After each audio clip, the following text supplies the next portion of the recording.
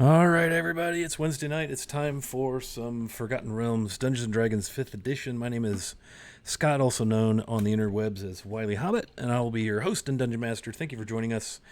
Woo! Here we go. Gosh, we've played, what, like 3 weeks in a row or something crazy? We're like out of control. So, welcome to the northern end of the Sword Coast. What a night we're going to have tonight. Let's go around the tables, or table, the virtual table, and meet our esteemed company of Dungeons and Dragons players, shall we? Let's start with Gideon, upper left corner. Tell us a little bit about Null. Hey everybody, Giddy on the inside across the internet, and I'm playing Null the Necromancer, who is a graduate of the 4-year community college. She majored in reanimation and minored in occult studies. Reanimation.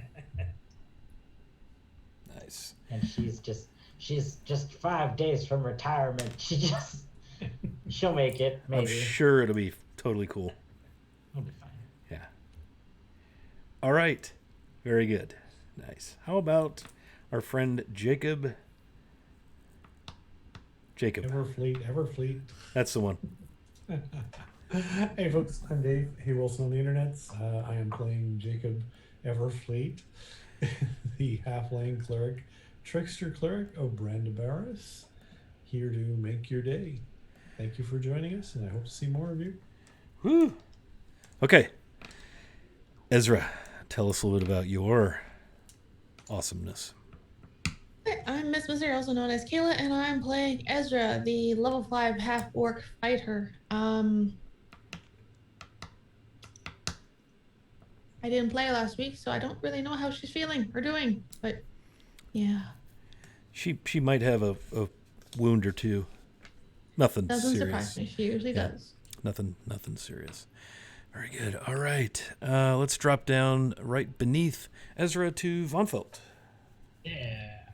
Hey everybody, I'm Matt, Dungeon Glitch on the online. I play Von Type here, the champion archer fighter. Failed merchant background, just an adventure at this point, and a happy new addition to the company of the Looming Eye. Slayer of dragons and eater of pocket snacks. Yes, all of that. Yes, especially Dragon Slayer, but especially pocket snacks. Dragon snacks. Dragon pockets. Pocket Slayer. Yes, all of that. Pockets. Yes. And we have with us none other than the Oracle of Savras himself, Ethan. Hey everybody, I'm Chris WikiVA on Discord and Twitch. I play Lord Ethan, the Oracle of Savras. I would point out at this point that it is customary not to use air quotations around the Oracle of Savras. Ethan is a divination wizard. He is coming up on his 17th birthday, and in his young life, he is a master tactician. He is beloved. He is an oracle. He respects most of the people around him. Chris. Loves Just most of the people around him. Chris. Yeah. We talked about these delusions, remember? Yeah.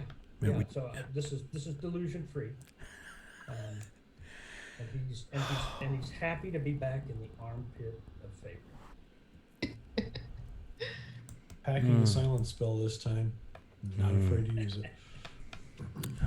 Wow. I see we have some progress yet to be made on the whole delusion front. Nothing better than a deluded diviner. They're divine.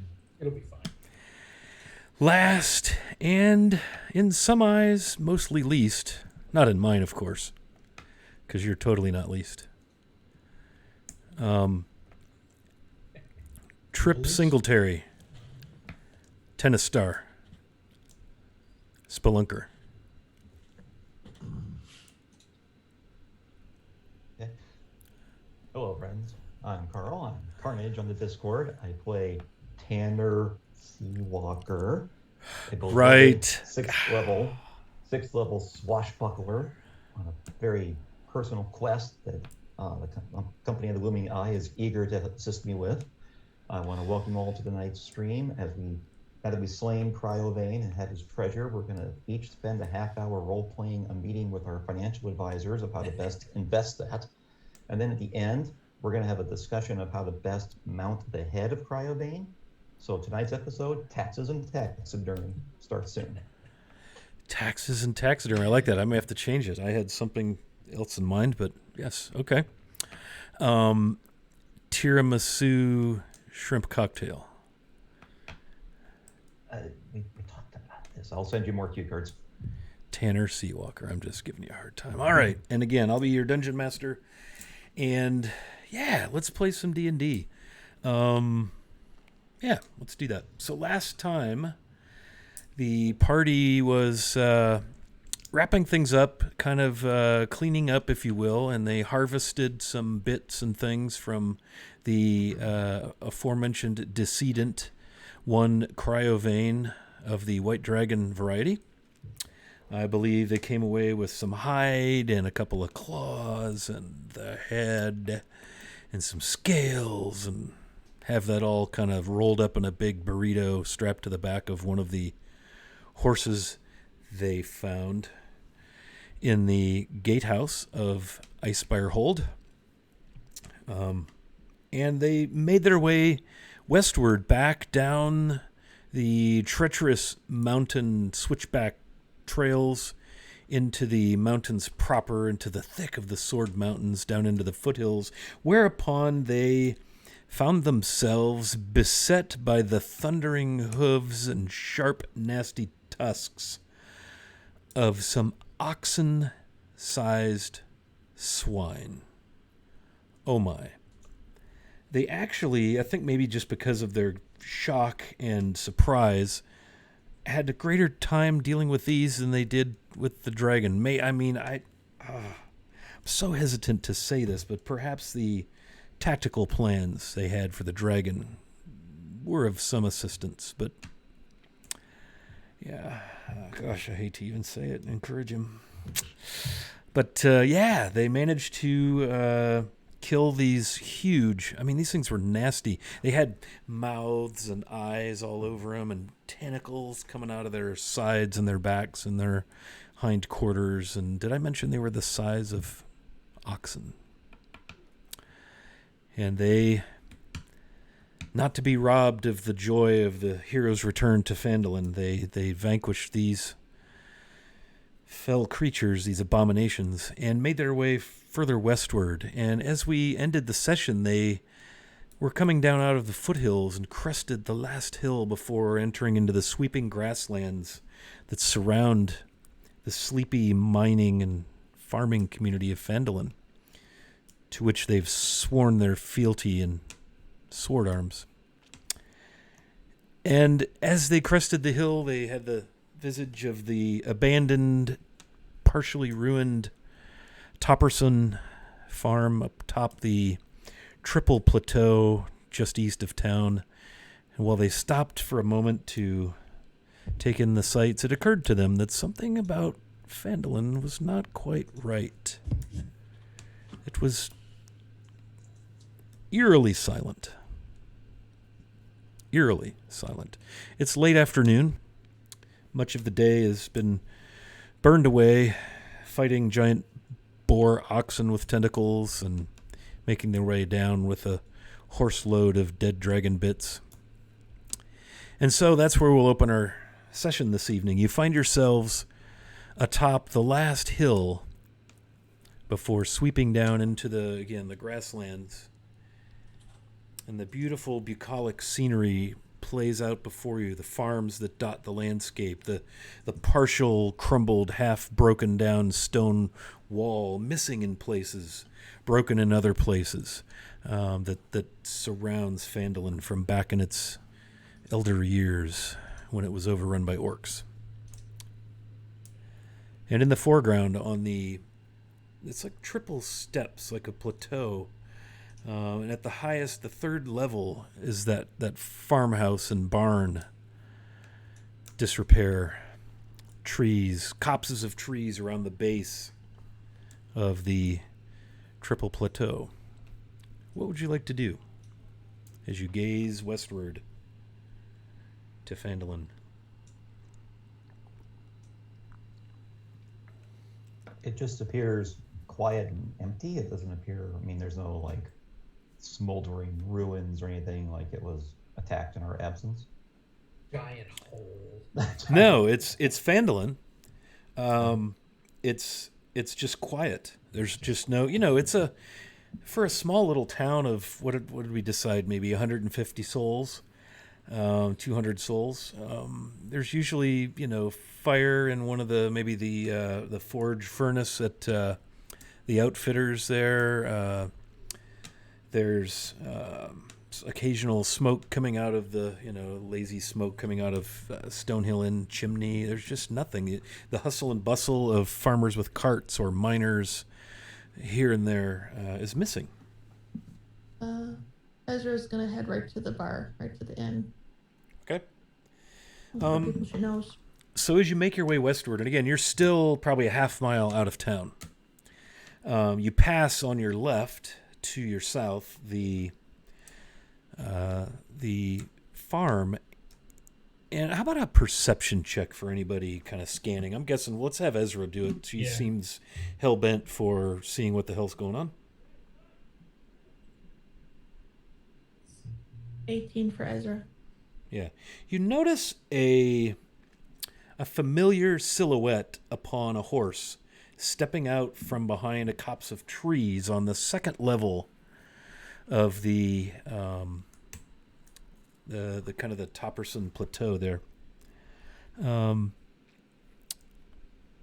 Hooded, dark green cloak, longbow across their lap, and they hold up a hand. It's a familiar silhouette, but you're not quite sure who it is. They're kind of to your left as you get almost parallel to that farm site.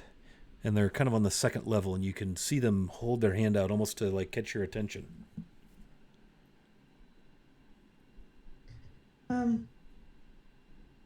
Ezra will head towards them. I don't know what the rest of the party's gonna do, but Ezra's gonna. We'll follow. I'm gonna pull my bow out and just go on alert. Anything random tries to sneak up on anybody. Okay. They, you see them spur their horse, kick the horse in the ribs to start it quickly, and hold their bow and begin galloping toward you. The bow is not raised. It's just held in one hand, quiver of arrows on their back as they race, short sword flapping at their waist. You can see the scabbard now and again as the cloak flaps back in the breeze.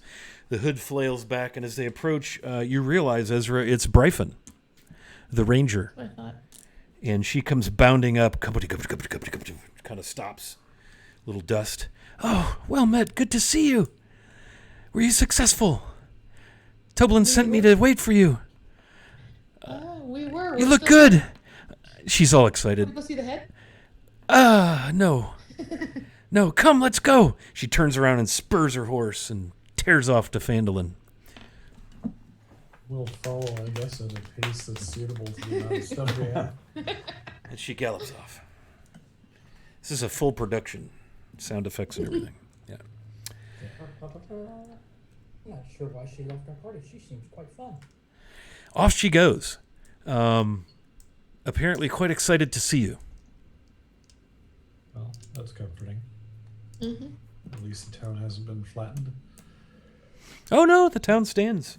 It's just really strangely quiet. I guess most people are probably gone to the hold. Axholm. Thank you. Yes. Well, let's follow. Maybe they're planning our ceremony. That has to be it.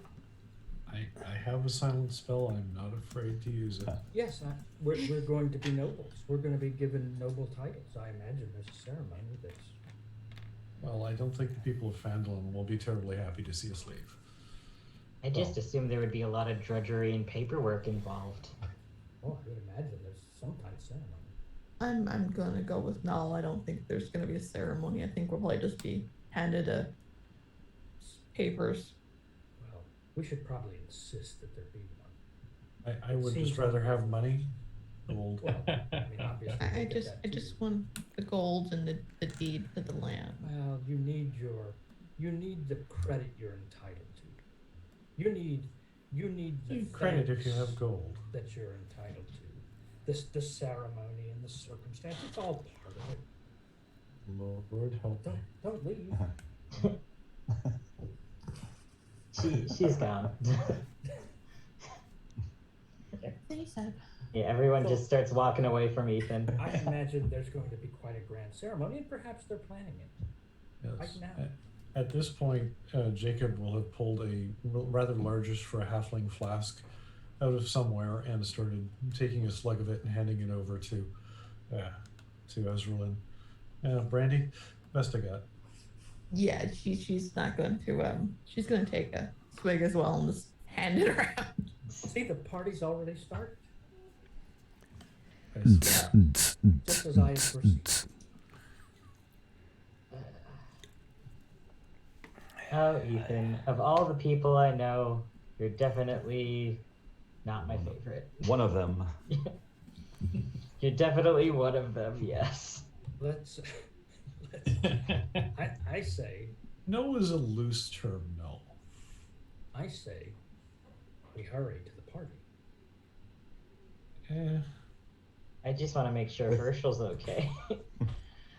Herschel's dead. With No, not Herschel. Well, point of order. I assume we're still in the same.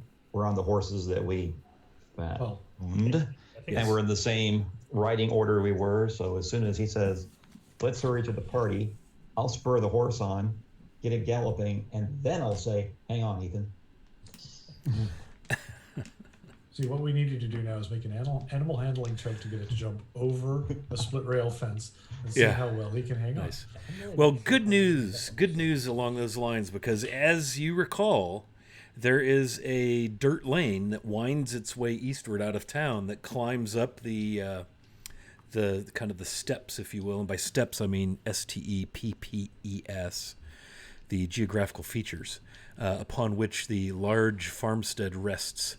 And as you round the edge of the wide base there, you can pick up that road and ride it right on into the center of town. Which we do. Very nice. Okay. Ride. Yeah, you ride right past houses and farms and trees and all of those sort of things. You ride past Harbin Wester's little nicely appointed cottage with the fence around it. Right The guy that wants past. to put the head out in front of his cottage. Yeah, Ring at just the put it up door, in the mouth window. open. Yeah, put it in the Yes. window. Bang on the walls a couple times. Yeah! Yeah, someone needs to go. Arr! Arr! I can do that. Um, That would- oh my You God. ride past the townmaster's hall, take a hard right. You're coming in kind of at 3:00 if you're looking at the center side of town. You got to take a hard right to ride up to the Stonehill Inn. And there you are in no time. In front of the Stonehill Inn. You've seen no one on the street, which again is strange. You usually see residents, farmers, miners here and there, and it's quite quiet. Not even anyone praying at the Shrine of Luck at the center of town. Is Bryphon still here? Her horse is standing beside the Stonehill Inn. There are like animals around too, like birds and stuff. That's Yeah. normal. Okay. Yep. I'm Just guessing it's a surprise party. And no we have to inhabitants. go into the tavern. I'm assuming they thought we were going to fail, so they're all hiding, making the town look like it's unoccupied. My dear traveling companion, there's no way they thought we would fail. No way. Let's I met was thought on we the would dragon. let's get the Same. let's get the dragon head up onto the porch here. I think this is going to be a magnificent day. All right. Act surprised when we walk in. You don't want that. Well, A surprised mage should always have a fireball at hand. I think that we should act surprised for them. I don't know. Obviously, I know there's a surprise party. Just think of how accomplished they'll feel when they have successfully snuck up on the Oracle of Stavros. Exactly. Yeah, I don't know. When I get scared, I like fear fart, so I don't think that's really a thing that we want. That kind of explains that lingering smell that just doesn't really go away. Yeah, I'm scared a lot. I assumed that was necromancy. Yeah, So did it's I. kind of an easy way to explain it, but I just have like IBS. Yeah, I just kind of assumed you had something, an ear tucked somewhere that was just festering. No, that's gross. Well, you won't actually be surprised because you know there's a surprise party waiting. We'll just act surprised. There's But a if- cure for that. If I'm So- acting though, I have to fart because it's like they'll know. Well, none of us knew until you just told us. Oh, well, you guys aren't as observant. I'll just go in. I have a lot of dust that I want to wash away with a Yes. good cup of ale. We shouldn't keep them waiting. Agreed. Let's go on. So you're gonna park your steeds and enter the Stonehill Inn. Do I have that correct?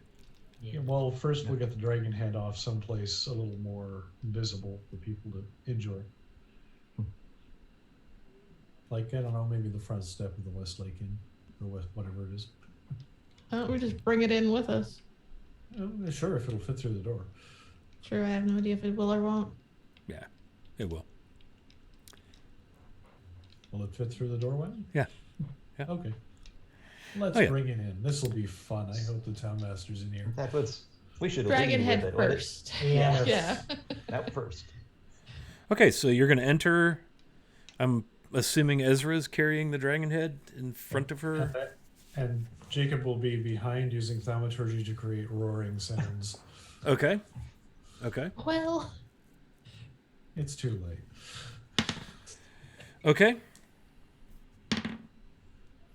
So you push open the door, and Jacob creates a strange version of a dragon's roar. And Ezra, you see Bryphon at the bar. She turns and screams bloody murder and almost falls off her stool, pulls her sword. And then you hear the double door, halfway doors from the kitchen clatter open as Toblin runs in. What is it? And then he sees the thing and he's like, ah! And blades are drawn. And then they see Ezralin, and Toblin just gets this look of disgust on his face and jams his sword into between the floorboards. If I weren't so happy to see you, shit. Get that thing out of here. It's going to Jacob will leak climb on the top floor. and say, look, you have a new centerpiece for your town. Ah!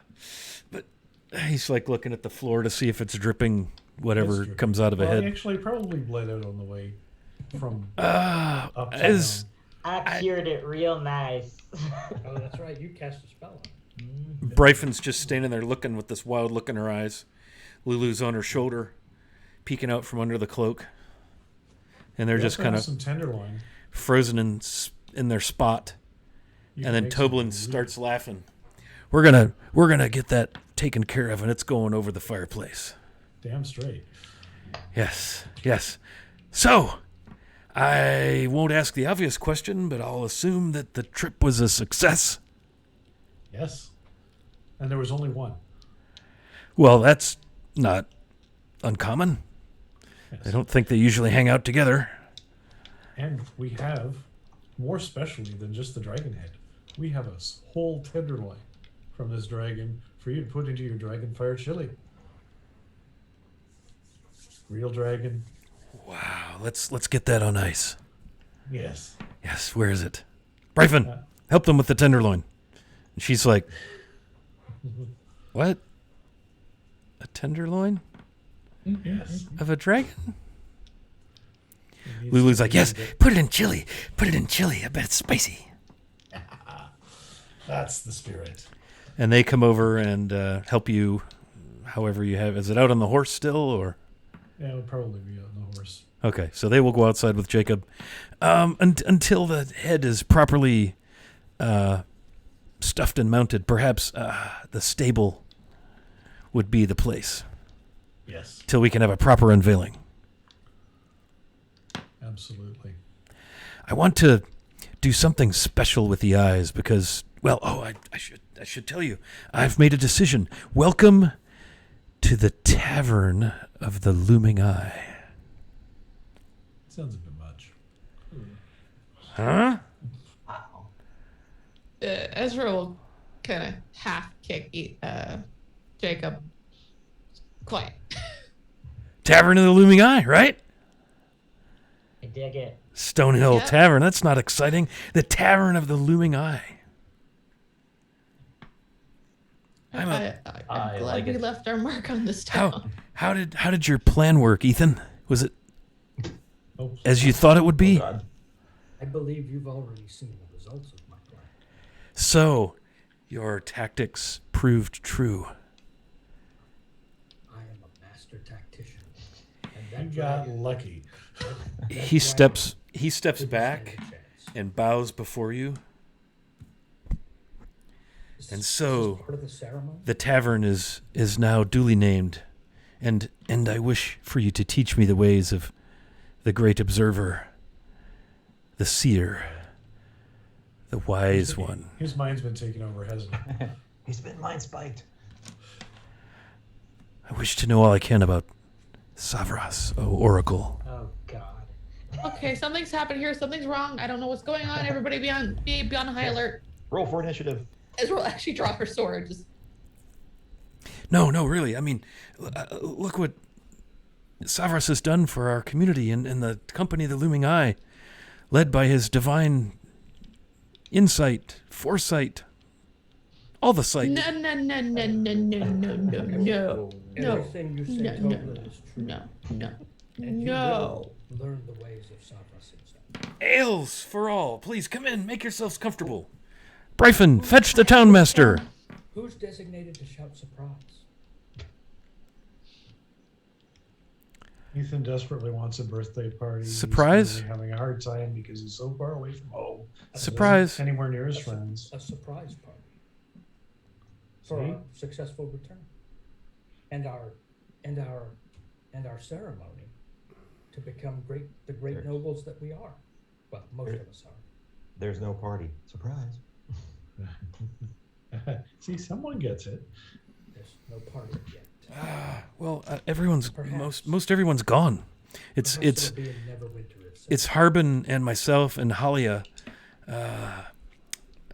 Pretty much it.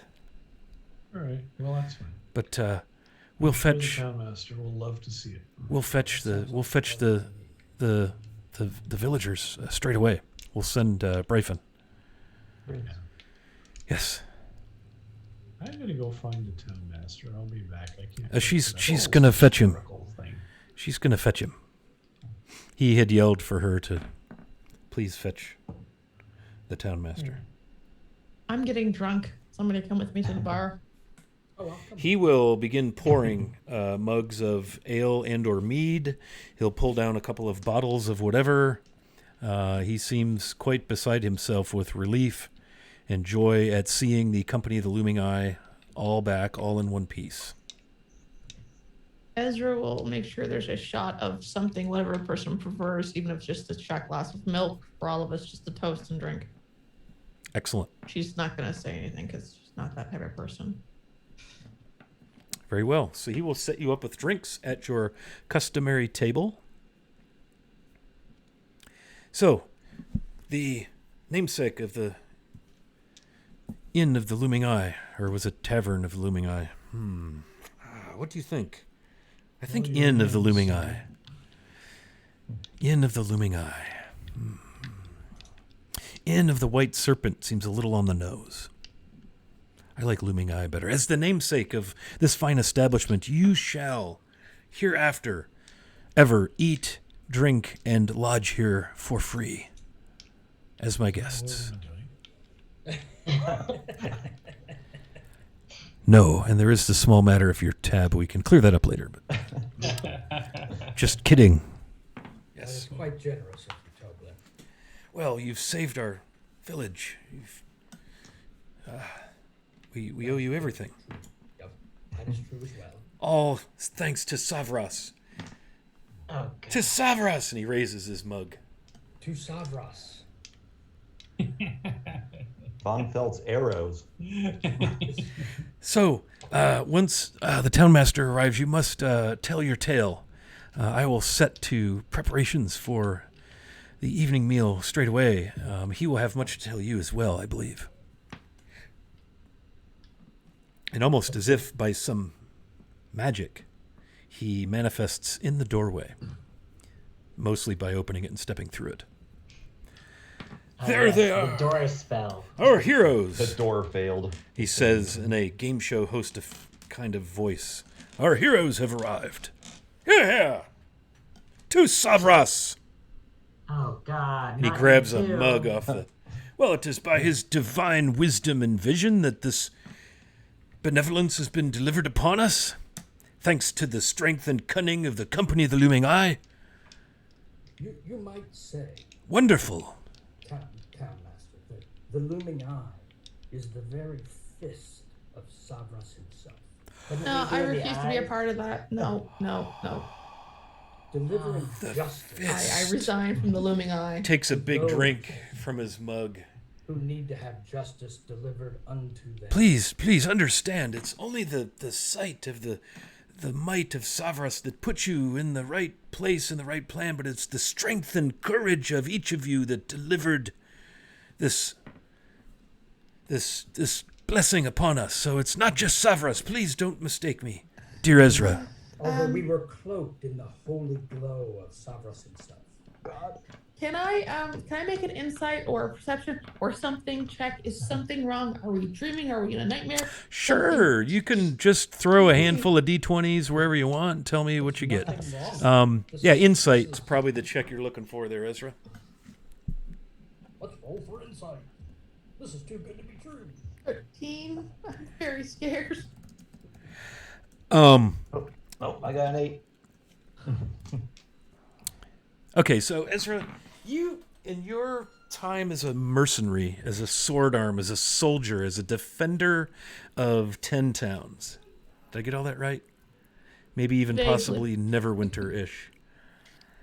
She's been guarding caravans. and Caravans is what I VIPs really for meant to years. say. Yes, that's it. You've seen soldiers nearly fall at the hands of horrifying monsters or terrible bandits, thieves, undead, and so many times you've seen this sort of a conversion happen in someone who's maybe come close to death or has been granted some good fortune or boon or been saved from some ill tidings or ill will. And that's what these two seem to be looking for, something to place a faith upon for the good fortune, and they're placing it upon the party, and they're really seeing the guidance of Savras as an integral part of the success of the mission. So it looks like to you they're earnest, they're honest, they're not drugged, they're not insane, they have faith in Savras. They seem like new converts to a religion that has bestowed upon them great joy and release. One almost might describe it as the rapture of Savras. Far be it from me to judge somebody's beliefs for many reasons. But I don't know if we could have done this without hours of actual planning.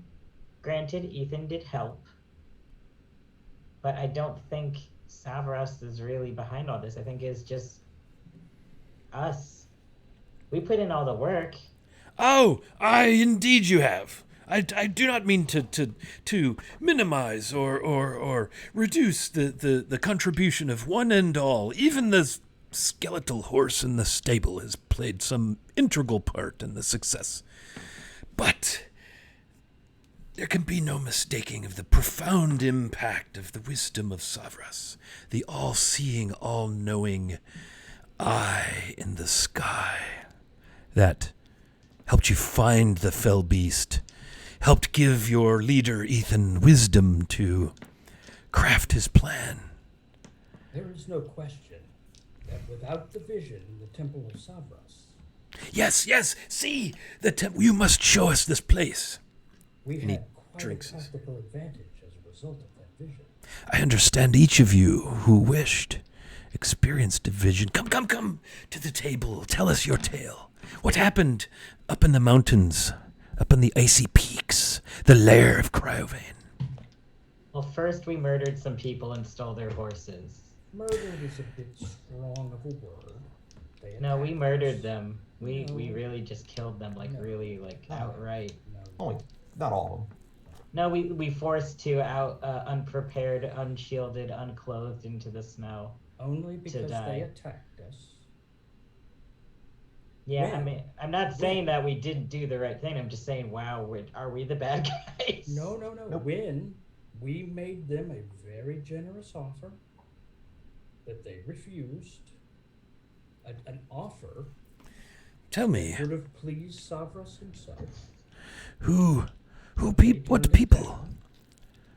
And we had no choice but to defend ourselves.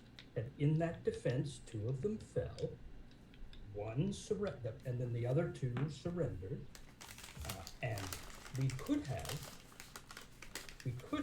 administered more justice that Savras himself demanded. However, we looked deep within our hearts and allowed them to live. Now, we didn't give them an opportunity to go to their back room and get whatever. I mean, we didn't know what was there, but get whatever could have been there, more weapons maybe. We made them leave. And we warned them. If we see you again, you know how it will end. So we gave them a second chance. It seems fair to me. What say you, Toblin? Well, I was in the back. And he thumps down a big platter of fresh baked warm bread and his two different types of butter, some pears, some apples. Just to get things started, friends. All over it. So say you had to deal with brigands and banditry and such first. I would say cowards, but yes. Well, it does sound like that when you describe it. Don't forget the trolls. Surely. The sword arms of the group made quick work. The archer. The expert treasure hunting rogue. And he kind of casts a side eye at Tanner. Yes, some of those people you mentioned were indeed instrumental in the battle. Yes, well, a glass then. A tankard to the ending of the brigands. Yeah, also on your insight, Ezra, Harbin Wester may already be a little drunk. There it is. You're pretty sure he wasn't hiding in his house, cowering in fear, drinking heavily. You're pretty sure that's not what he was doing when you all rode into town. Okay. So tell me about the worm. How did you do it? How did you end it? I understand there were plans, detailed plans were hatched. It was really quite a simple matter. As I mentioned, I had a vision at the Shrine of Savras. First of all, even absent the Shrine of Savras, I already knew where the dragon was. I divined that myself. Wow. But in the Shrine of Savras, By what great magic and wisdom we were able to divine this? Tell us. Where's the bard? Oh, we don't have a bard. We need a bard to write the tale. it was quite a simple matter, really. when the dragon attacked the town, I cast a spell. What spell was it? And spiked its mind. And I could track the dragon. You must teach me this.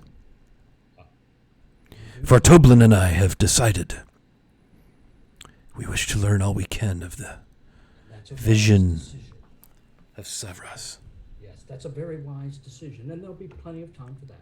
But I spiked his mind, and I could track him, and I tracked him to his he flew back to his lair, so I knew where he was. But I couldn't see it. I just knew where he went. When I went to the shrine, and I was able to touch the shrine.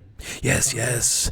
The altar, you mentioned that, yes. Yes, the altar, Savras himself, gave me a vision of the dragon's lair. I saw it in... And that is where you saw Ezra, the vision of Ezra plunging the flaming sword through the heart of the beast. No, that's not how it happened. But I had a detailed vision of the dragon's lair, so I knew exactly where it was likely to be, the setup. And, She severed its head. Not exactly. That is when I was able to formulate the plan. Oh, yes, the plan. Yes. And so we... Point of order. I Yes. did no damage. I stood there and basically did nothing. You frightened it. Surely. It was stricken with fear, cold to its marrow. Well, here's what happened. We set up just as I had laid it out. The casters and the archer had the benefit of some crenellations that they could fire through at the dragon. Ezra and Tanakin Skywalker were our ground, and Null were our ground force. And so the plan... A force indeed.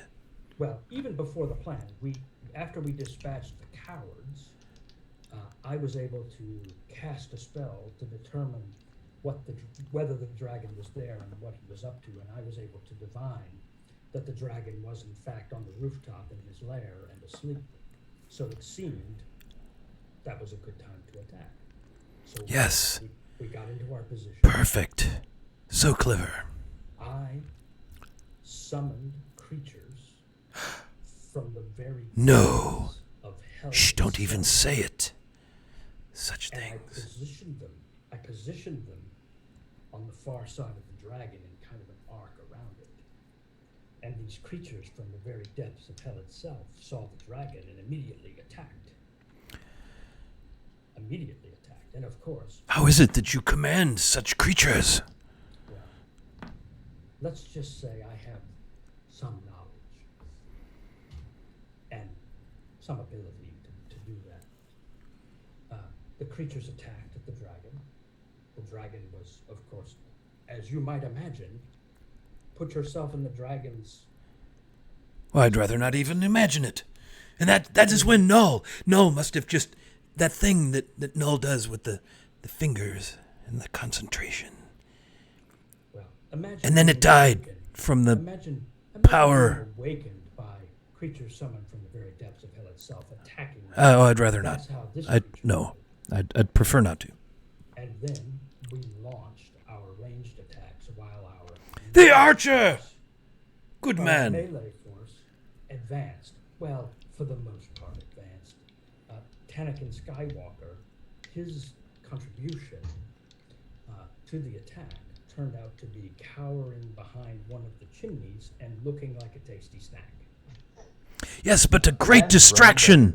I'm sure it was a quite effective distraction. And firing your daggers of death. I've seen them. Yes. As our plan. Yes. So Excellent. the dragon lifted off the ground in an attempt to escape creatures from the very depths. As they are known to do, yes. And we unleashed our ranged attacks. The archer! Van Veld! And our archer Von Feld. Yes, I knew it. It's as if I'd seen it. You're already quite good at this already. You have natural talent. You may one day become. No, say no. But the archer scored the killing shot. You did. And it Well, lasted- sir. The combat probably lasted 15 seconds, 30 seconds. It didn't last. Once the shrine to Savras has been erected, the cobbled path that will lead the worshippers to the front gate shall be heretofore ever after known as Van Felt Way. Let's hold off on naming the facilities and shrines of Savras. I believe the Oracle has some say over that. But I Yes, won't of say course, that. but I won't quibble with church doctrine. the road, some way, all of you must be honored in perpetuity. Yes, perpetuity, forever. Well, I believe we are on the verge of being knighted.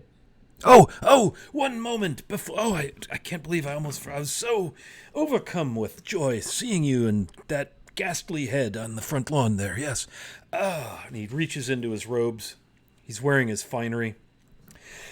Excuse me. Pulls out a scroll and clears his throat. Another swig of ale, sets it down, stands up, stands upon the stone hearth. Thankfully, no fire blazing behind him, for in his slightly inebriated state, I can't vouch for whether or not he would have seen it or noticed it. And he unfurls the parchment, a rod at the top and a rod at the bottom. Yes, well, let it be hereby proclaimed by Townmaster Harbin Wester that on the annum herever after through all days, that this date and the 3 days to follow shall mark the celebration of the summer thaw. Quite clever, don't you think? Do you see what I've done there? And as such, our guests of honor shall be requested to return each year to celebrate and lead the festival of the summer thaw. Be it so proclaimed this day. Ezra just kind of looks at Noel and just goes,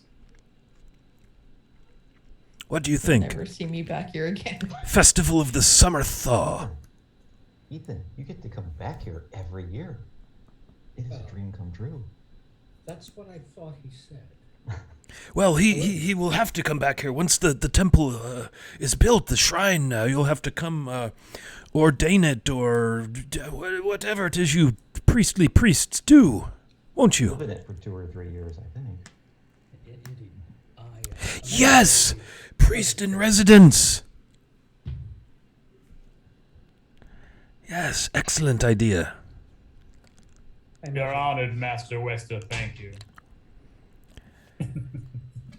Bryphon has ridden with great haste southward and eastward to fetch the villagers from Axholm, and upon their return we shall celebrate your great victory, the blessings upon this town which you've bestowed through your might, your wisdom, your insight, and of course your bravery and love for Phandalin. Well, that sounds like a party. It does indeed. We're totally surprised. Festival of the summer thaw, because I just proclaimed it as such to be hereafter, and the blah blah blah. That is very Would you? And he spins the document around and kind of fumbles with it awkwardly and gets it rolled up to the point where there's 6 signatures. There is a 7th signature line. He's already signed it. Toblin, come witness this. Please sign the proclamation as our heroes, after whom this festival has been hereby established. So forth and heretofore.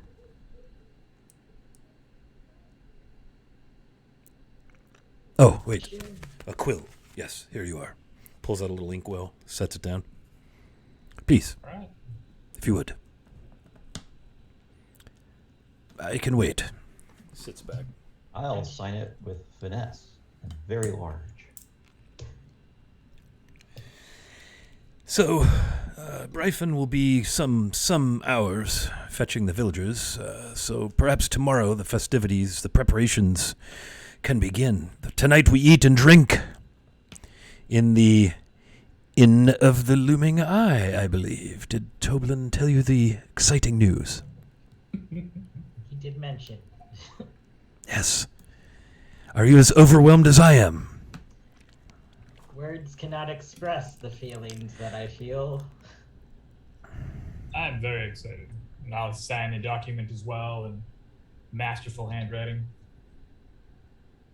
Ethan will sign it. He's going to sign it, Lord Ethan, the Oracle of Savras. That's not official yet.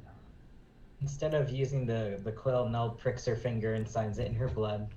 Oh, good. Well done, Null. Yes. I believe I owe you people a humble apology. He kind of leans in, making sure nobody's listening. From time to time, a man of my import, wisdom, and influence may find himself lacking humility only as the result of, well, my station. I sometimes forget that this is just a little farming, mining community, and I may or may not, probably maybe have looked down upon you at my first acquaintance with you, and I do regret having done so. I apologize if I may have come off less than humble and far too haughty. It's you look around you and you compare me to what's here, and you could see why I might honestly mistaken myself for someone who's maybe greater than he really is. You make a compelling argument, and I do understand where you're coming from. It is easy to look around here and think, is there better in this Right. world? Yes. Very. And You and see. I knew we have this answer is connection, yes. boy. Yes, we do. So I understand where you're coming from. But I do apologize to humility. Yes, there's also the Oracle of Savras hates, and it's people who aren't humble. Oh well. Consider it rectified immediately. All joke on our ales. Yes. Thank you, good priest or magician. What is it I should call you as the leader of my faith? Customarily, I'm referred to as the Oracle. The Oracle, of course. Yes. Is it your oracleship? Well, Oracleness? I believe my full title is now Lord Ethan, the Oracle of Savras. So it is, isn't it? And he gets a smile upon his face. Not quite conferred upon you yet, but it is coming. Yes. Which brings me to my next point, and he just kind of there's an elaborate ceremony. talks over you. So, now that we've got that humility business under control, there's a small matter of a bit of compensation, I believe. Am I right? Yes, you will find at your earliest convenience the sum total of 1,000 gold pieces has been put aside for each of you in the vaults of the Fendelin Miners Exchange. Halia knows that you will be there to collect or continue to hold it there. So you are all considerably wealthier. Deservedly so. To coin! Yay. To using that coin for good. Yes, of course. Goodness. So dry. Well. And, yes, let's see. Oh, yes, let's see. Festival, proclamation, let's see. Inn of the Looming Eye. I will send word to Nomengard straight away in the morning to have new signage made for the Inn of the Looming Eye. So, if I might be so crass as to ask, is there any imagery that might be appropriate to represent your company? the looming eye, that we might affix upon our inn tavern sign? I'm pretty sure that outside of game that Gideon designed a logo for us that we all agreed on. So we have. If I'm just pretend we actually have a scroll of that.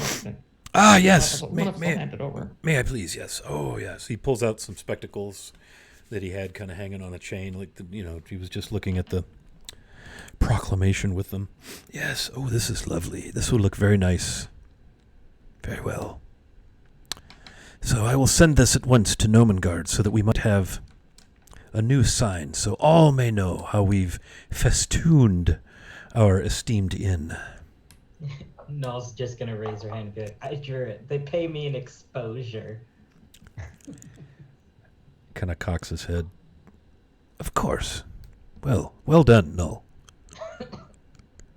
Yes. I see. So, well then, so that settles that. Let's see. Yes. Oh, great Oracle of Savras. Is there some imagery we might use to indicate the faithful divine nature of our new shrine once it is erected? Well, I believe it's customary to have a statue of the Oracle itself at the shrine. I see. However, Well, Birds need somewhere to poop. it is also customary that you make the Oracle in his statue look, fairly muscular. just to depict your inner strength and wisdom through a physical manifestation. Yes. I am a man of art. I understand completely, yes. And yes, Von Felt Way.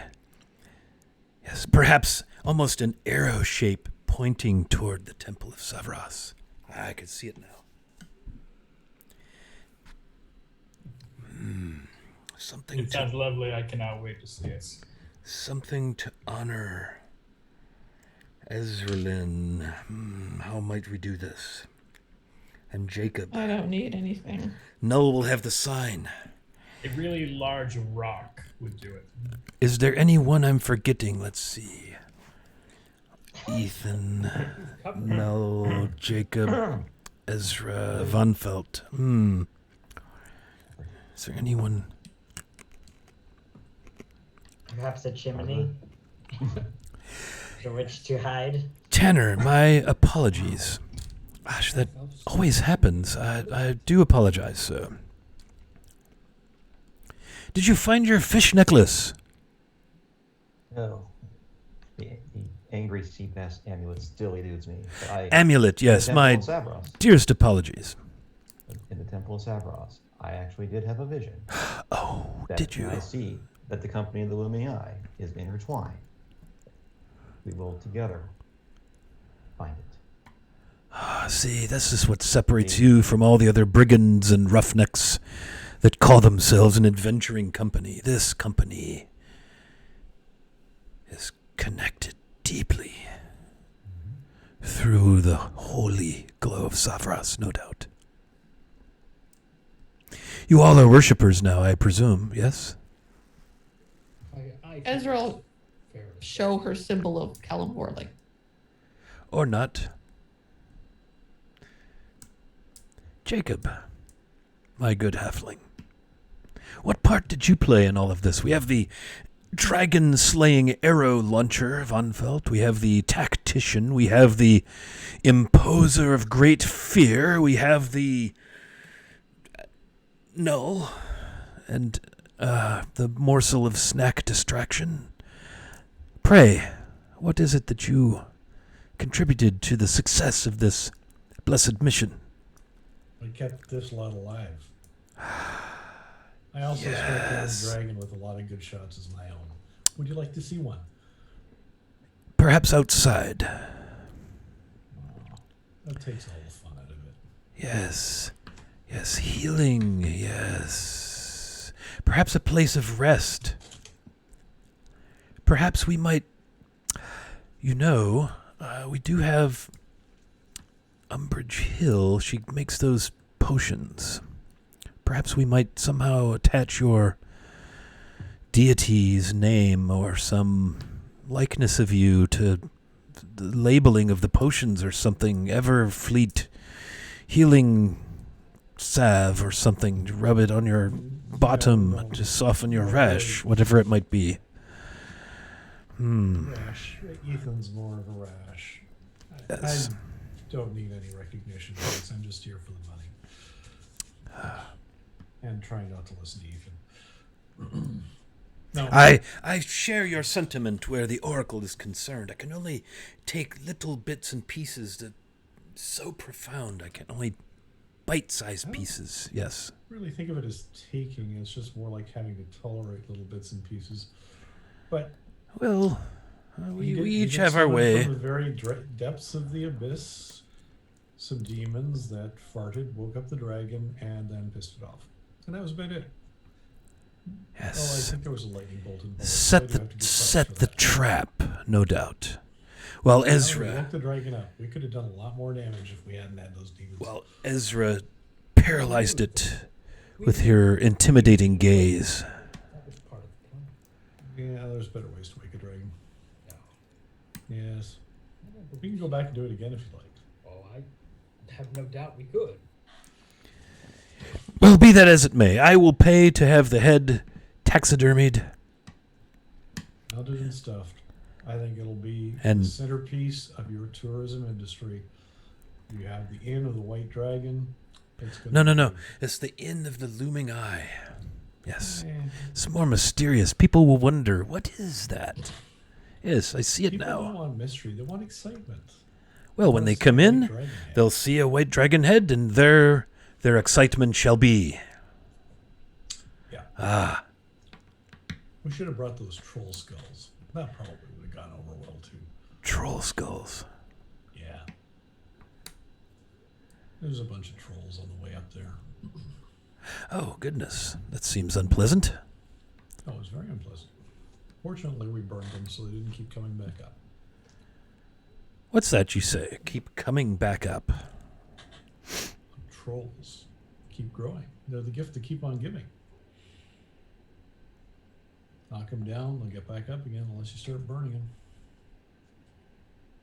But as devotees of Savras, you would know that because you would foresee that. Yes, I must admit, while my faith is strong and new, my vision is somewhat lacking, but I'm sure with Unfortunately, that's a common trait. enough prayer and preparation and practice, before too long, perhaps I may become an oracle of Savras. Yeah, I don't think Ethan likes the competition. You certainly may have the ability to rise in the ranks of the church. I can only hope. I shall put myself firmly to any task you set before me, if it might strengthen my faith and wisdom. Yes. While this was all happening and talking, Toblin came out and laid in front of the group a lovely standing rib roast of beef, still sizzling from being cooked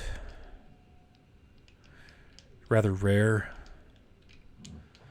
Roast spiced potatoes.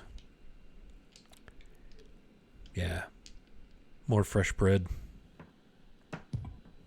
Grilled asparagus, broccoli. This guy is way too prepared for someone who had an entire empty town for himself.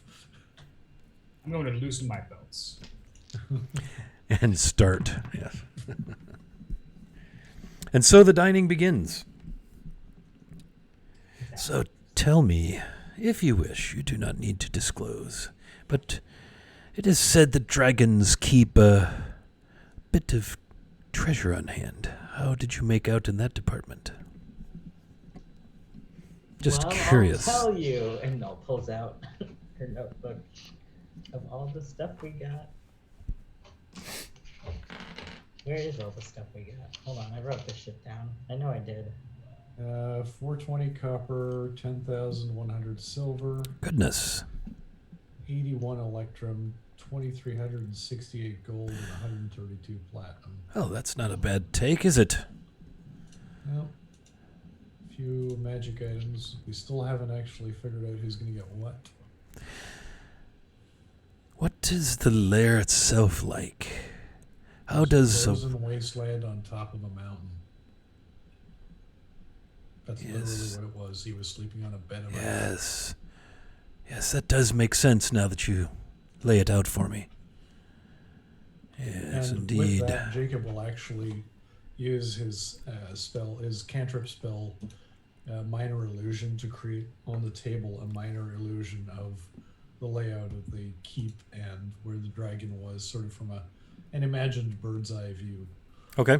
Yeah, and he immediately... it's as if the vision of Savras himself has come to me. I see it. I see the lair where the icy beast rested. Oh boy. And so you say it is empty now. The threat Yeah, we is... should tell the dwarves that their keep up there needs some work. Maybe also get them back into Axholm. I think they bring a lot of good What, things back to this area. I still think you would make an excellent shrine to Sapros. No need to build one here. There's one perfectly good one up there, way remotely up there on the mountain. Oh, I too like far. dwarves. Too I don't wanna cold. do anything that horrible to them. I believe shrines to Savras will be popping up in various locations. It's like a furniture store commercial. The Shrine to Zavra is coming soon near you. Come in, come in, come in. Franchise owners. 2-for-1 special. Get one blessing and get 2 free. Get a punch card. What dwarves do you speak of that we should tell about these? Well, they're dwarven strongholds, so we should probably just inform the local dwarves that they're back and available and open to them. Yeah, there doesn't seem to be much interest here. There are a Take few over here and access. there who come to mine the hills, gems and minerals. So they may want to have their strongholds back. It wouldn't be bad having a contingent of dwarves in the region. Kind of All scratches good. his chin. Plus, they're good for business. They drink a lot. Oh they yes, eat a lot. oh yes, Want to do business with you tall guys? oh yes, yes. I see it now. Could be very, very lucrative for all parties. We might just take a swing at that, as they say in Waterdeep.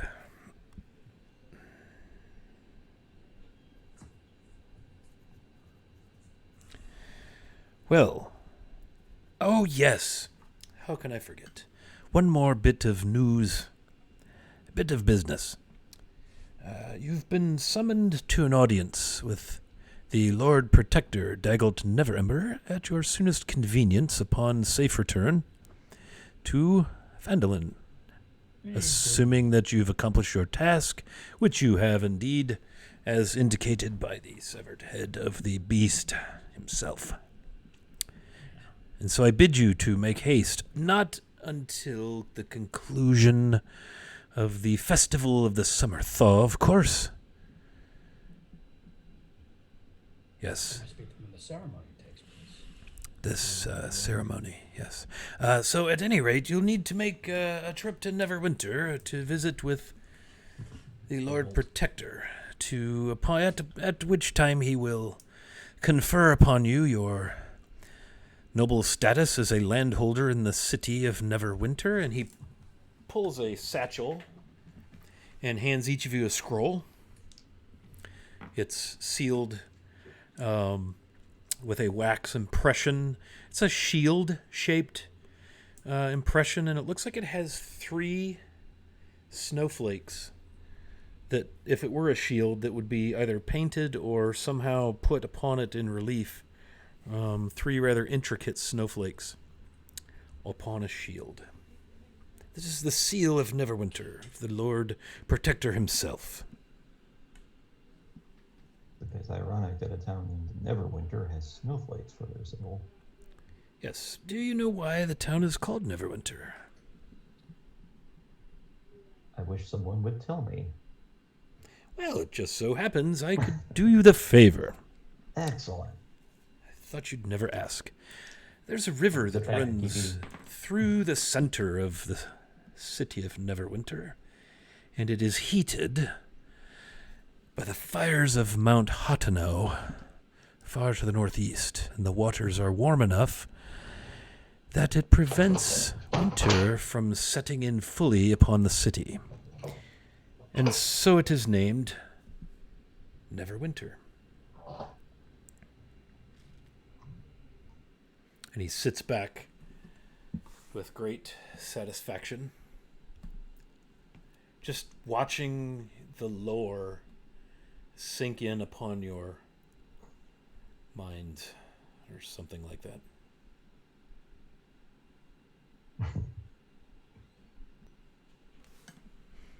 It's worth noting through this, very uncharacteristically, Jacob has been only drinking from his own flask and nothing else. Okay. Fair enough.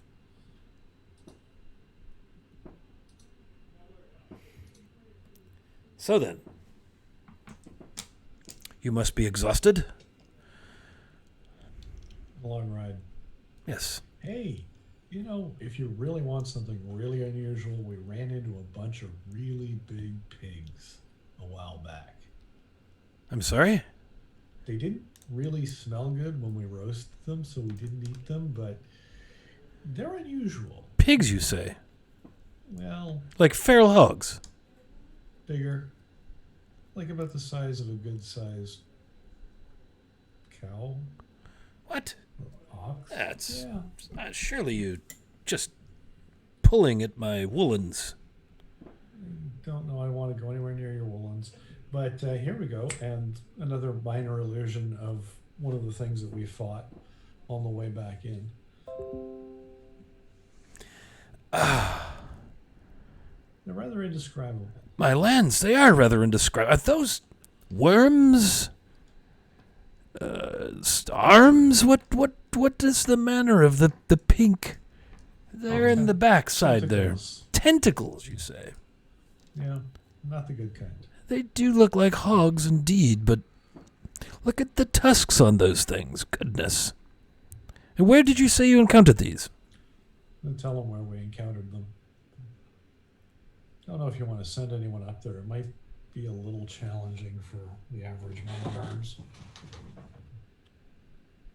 I want to make people aware, though. I will certainly make Bryphon aware. Do you think there may be more of them? How many did you encounter? What was it? We had 4 of them on our butts? And 3? Yes. where in the hells did they come from? Hells indeed, they may have. Could have been a side effect of Ethan's summoning. Who knows?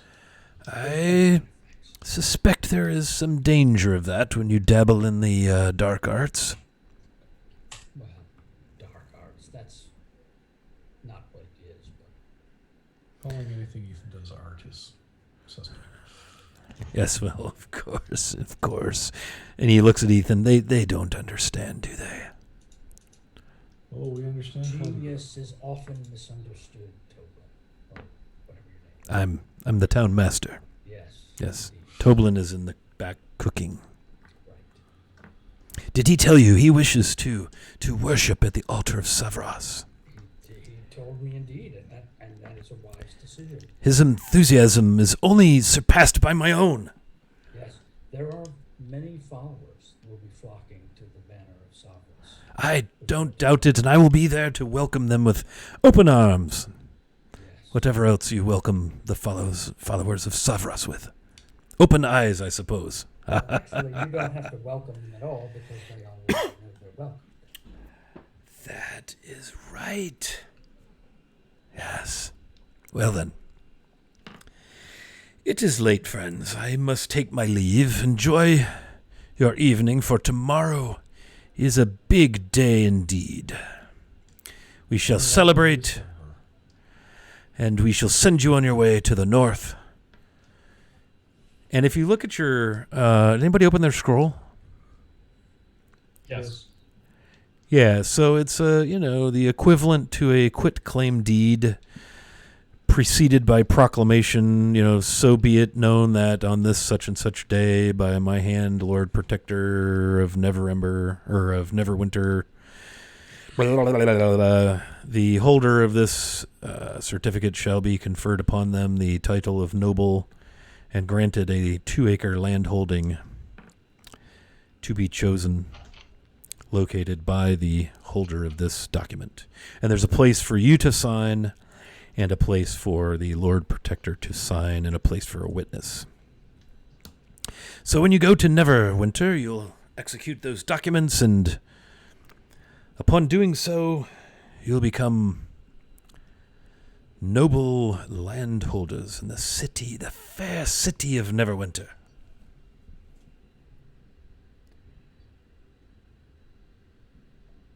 Thank you, Monster Wisdom. Yes, well, I should be going. Do not wish to keep you, as I'm sure you must be tired. So I will take my leave.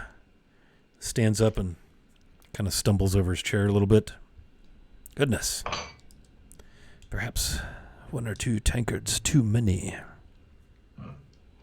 Don't come too early for the townmaster. And he makes his way out of the inn, leaving you to your thoughts and conversations. Sorrow's Tale, thanks for the bits, my dude. Very kind of you. Well, this turned out far better than even I expected. Hate this. Yes, it would seem that Toblin and the townmaster are both interested in establishing a shrine or temple to the deity Savras, based on what they've witnessed in the form of the visions and the inspiration granted the Company of the Looming Eye. It seems to me now that because they want to establish this shrine here in the armpit of Faerun, that I must redouble my efforts to establish one somewhere else first. And seeing that I haven't inherited my land in Waterdeep yet, the logical place would be Neverwinter.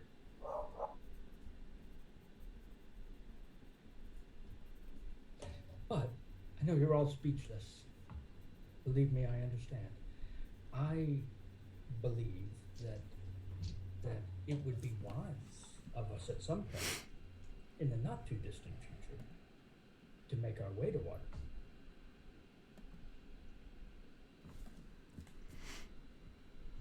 Look, I'm sure you're eventually a very nice guy. Eventually. But I'm putting in my 2 weeks. Once we get to Neverwinter, I kind of have plans of setting up shop and staying there. So whatever crazy shit you want to do with this Savros thing, you go right on ahead. But I will have absolutely nothing to do with it until the day I die. Well, that is certainly unfortunate. I do think we should travel to Waterdeep, and I'm sure great things await you in Neverwinter. It is a fair city. But I believe in Waterdeep, we may be able to find some answers. Answers to what? Well, I have in my possession one holy artifact of Savras, and we have had the opportunity to explore one ancient shrine to Savras. I believe Waterdeep will have information that will lead us to additional shrines, and perhaps we can uncover additional holy relics that can be used to establish the new shrines. Do you have like any other hobbies?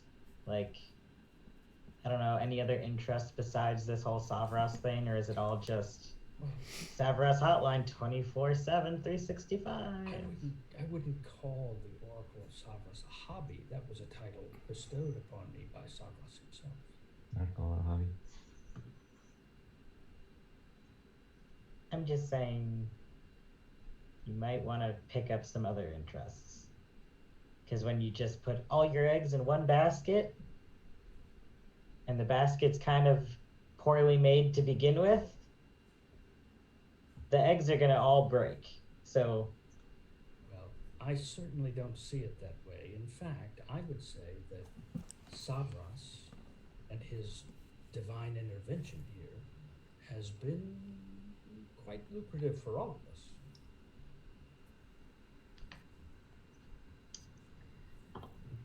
And establishing shrines and furthering that vision will also be quite lucrative. I am confident of that. well, all I know is I'm getting out while the getting's good.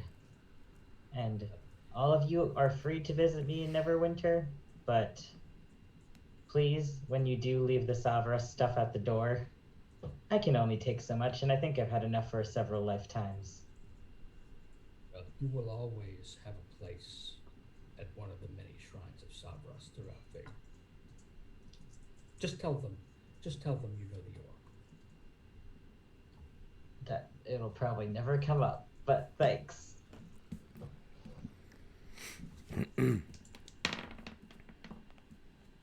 In any event, I think traveling to Waterdeep at some point in the not too distant future would be beneficial. I have some, I don't want to use the word friends, but I have some contacts in Waterdeep that may have information.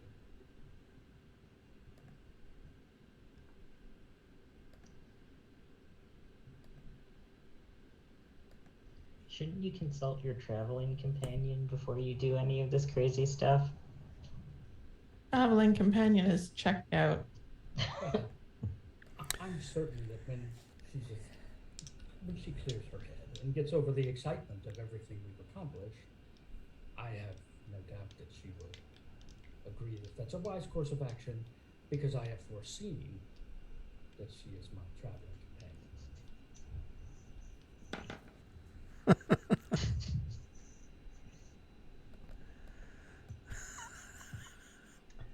And frankly, who could pass up a trip to Waterdeep? It's quite the city.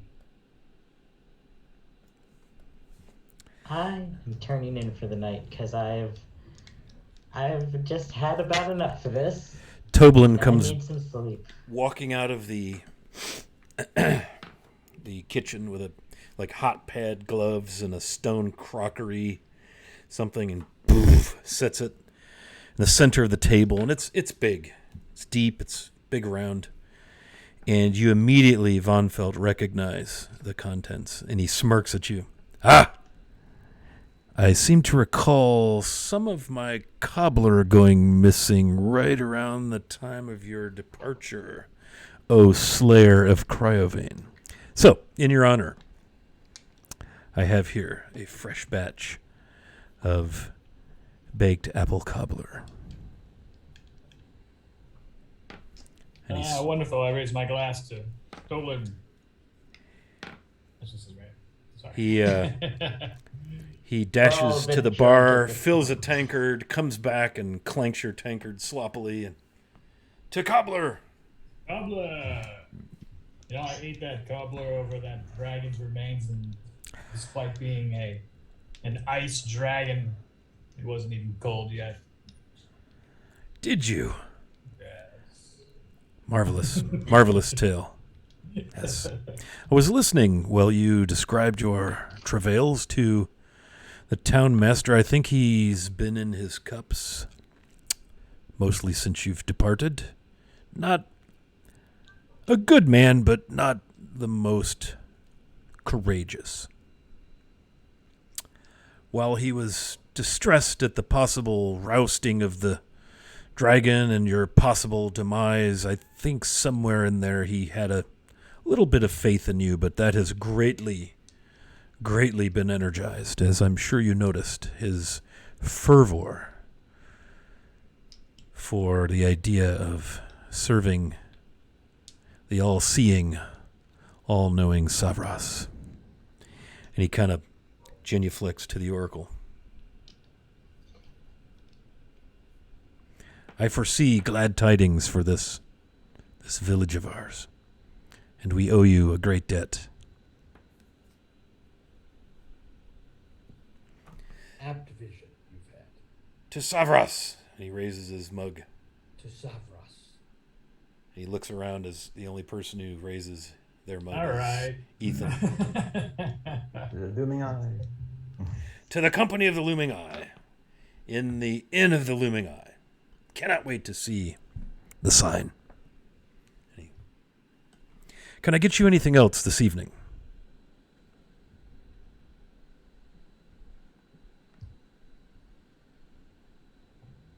Do we have anything we need to sort out? Like the horses, the gear, everything unloaded? Just want to do that before I get waste. I think everything's sorted logistically. There's just the magic items we need to decide on, but we can do that after. Oh yeah, sure. In that case, I think extra cobbler if you have more. This is the cobbler celebration. This is the Yes, cobbler there that will saw the be- demise of the dragon. There will be ample amounts of cobbler to celebrate the festival of the summer thaw. I presume that our good town master read the Seems proclamation. to told us, yes. He spent 2 days crafting it in hoping against hope. And his faith has been rewarded with your safe return. Yeah, that's true. Okay, well, I must take my leave. I am dead on my feet. I shall see you tomorrow, albeit not too terribly early. Trying times, you know. Indeed. Of course, we must all take rest and self-care whenever we may. Yes, of course.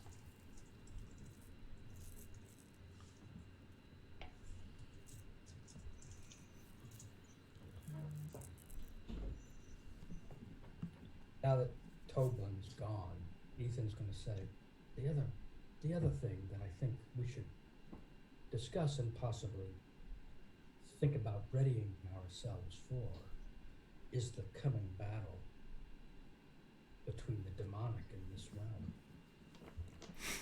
What? The what now? Now have the ability to summon those creatures from the very depths, as Jacob aptly points out, from the abyss itself, although it doesn't have quite the panache that summoning things from the very depths of hell itself has.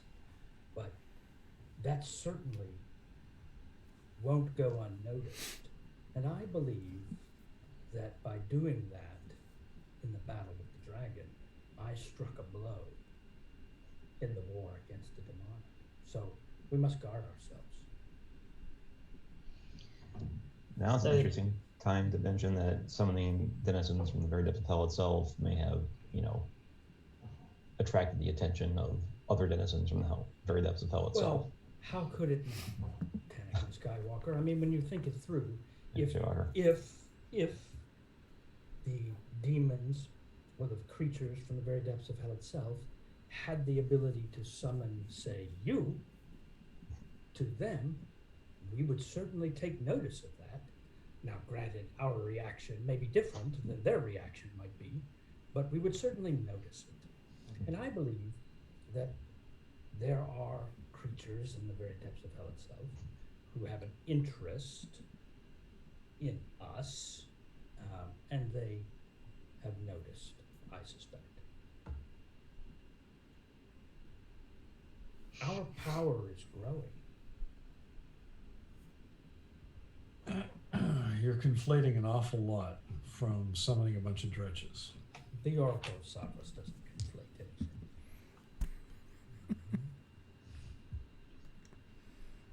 I'm just giving us a warning that that could have happened and that we should be on the lookout. You didn't give them your true name, did you? Of course you did.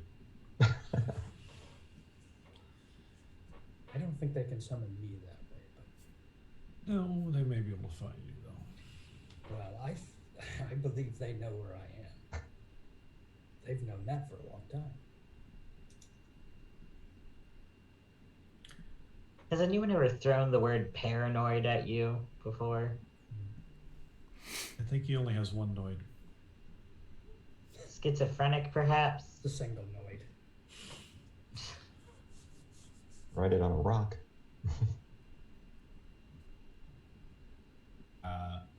All things being equal, I think it's time for some rest. I just throw it out there for thought purposes. Now stick around, Van Felt. He seems to know when the danger lurks. I'm gonna go to bed because I feel like enough shit has happened today. Okay. Gonna just put a cap on this. Before Toblin vanishes into the back of the inn of the Looming Eye, as he's often wont to do at this time of night, he locks up the doors, kind of tips his hand to you, and steps into the back. So Null's gonna crash. Who else is crashing? Jacob's going down. Jacob. Okay. I think we're all crashing probably. I'm gonna hang out for a bit and just kind of bingey, watch the set of fires, watch it. Ethan will hang out and binge eat too. Yeah. Binge drink. Yeah. Nice.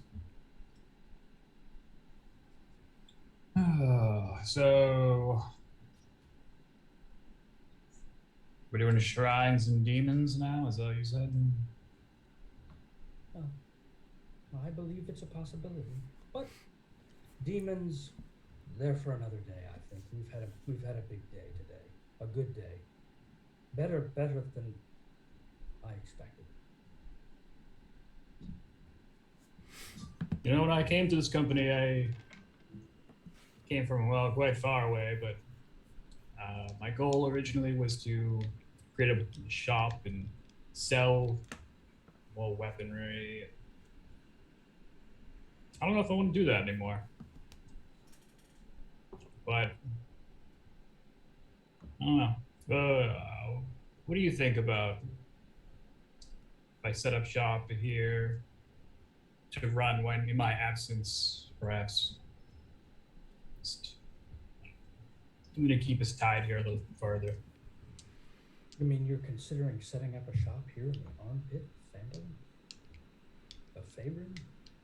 I don't know that I'd do that. No, probably right. Plus, there's already a competitor. Right.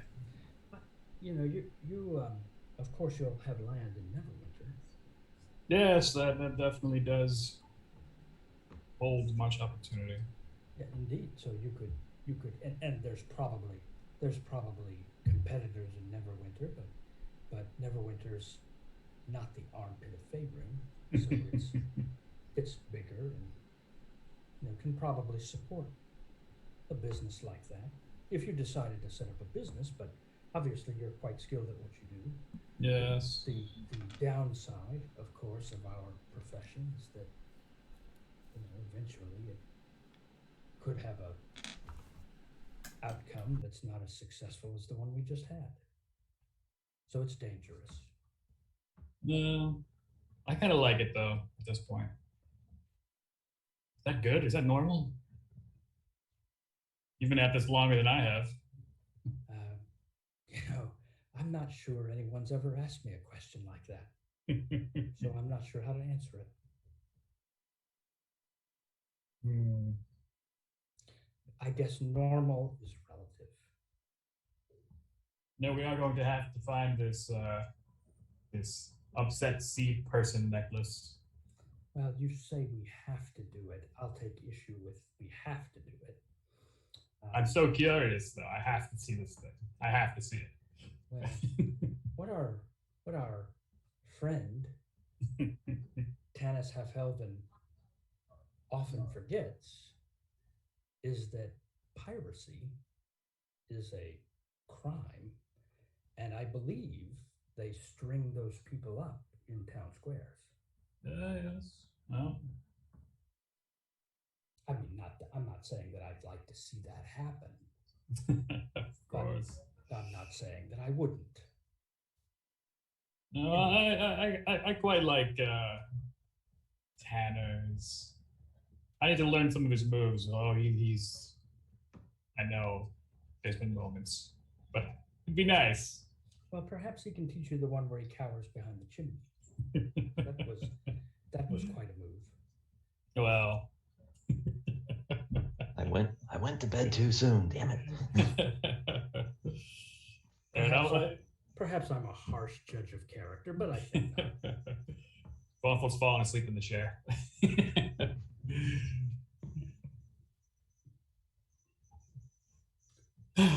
But I think, you're good at what you do, and if you decide to continue, I think that's great. Oh, I'm absolutely continuing. I'm in for the long haul. I like making these bows, and I'm good at it. So why shouldn't I continue to do so? And if I can, I don't know, wrap some enterprise here and there, then if we did decide to, what am I saying? We already have thousands of gold in our back room right now. So, well, I think what you're saying is that you want to continue adventuring for now, and perhaps at some point you'll decide that the risk exceeds the reward, and you'll need a retirement plan, and you can ply your trade then. That seems like a wise plan. yes. Of course, the Oracle understands. Fantastic. Yes, well, I suppose we should be getting to bed as well. I don't even know what they're going to do tomorrow. You all seem rather cold to the Fandolin people. I mean, we shipped out the day I arrived. I didn't have much time to deal with them, but none of you seem to take them quite seriously. Well, it's all perspective, I guess. I grew up in Waterdeep. It's a large city. Up in Mirabar, it's all dwarves, and they're all very angry all the time. Yeah, so it is all perspective. I came here for I guess a more quiet life. Didn't seem to turn out that way. But Digging around in random crypts, pulling out strange swords, fighting giant lizards. Yes, very. that is indeed not the path I thought I would be on. But Savras provides the vision. All right. So all right, I'm going to bed. He gets up and just grabs a handful of. He just grabs one last rib on the way out. Get some rest.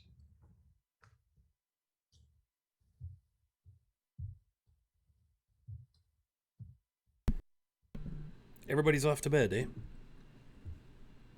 He's the last one. There's no one to talk to, so Okay. he'll go to bed. He wouldn't talk to himself. That'd be crazy. That'd be crazy. I would.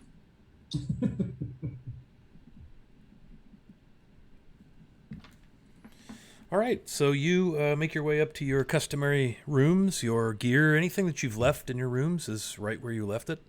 Nothing's been touched, moved, anything at all.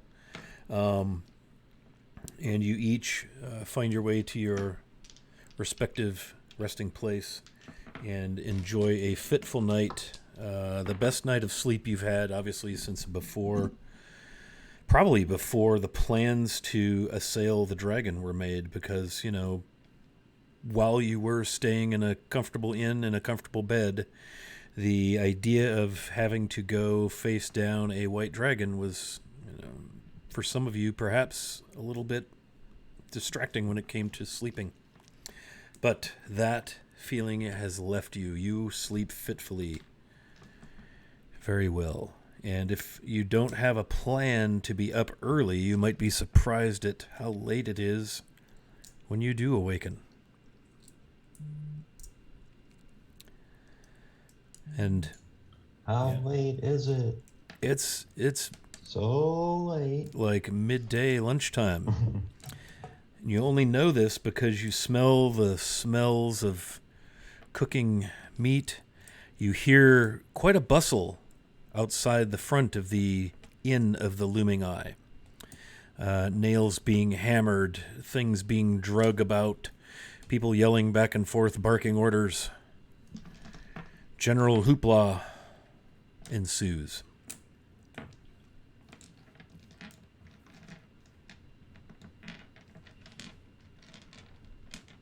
Oh, yes. Tanner will reluctantly drag himself out of bed and go downstairs, get dressed, go downstairs, looking for a nice bath. Ooh, I was the same. Yeah, you can easily search out some of the staff at the Inn of the Looming Eye, and they will draw baths for you, see that you have privacy. One thing that you notice, anyone, apparently everybody has come back while you've been resting, and anyone who spots even a glimpse of your hood begins to raise a cheer to the company of the Looming Eye. Hear, hear! Whenever they see any of you. So they have to kind of rope off the stables to keep anyone from wandering in while you're bathing and having some privacy.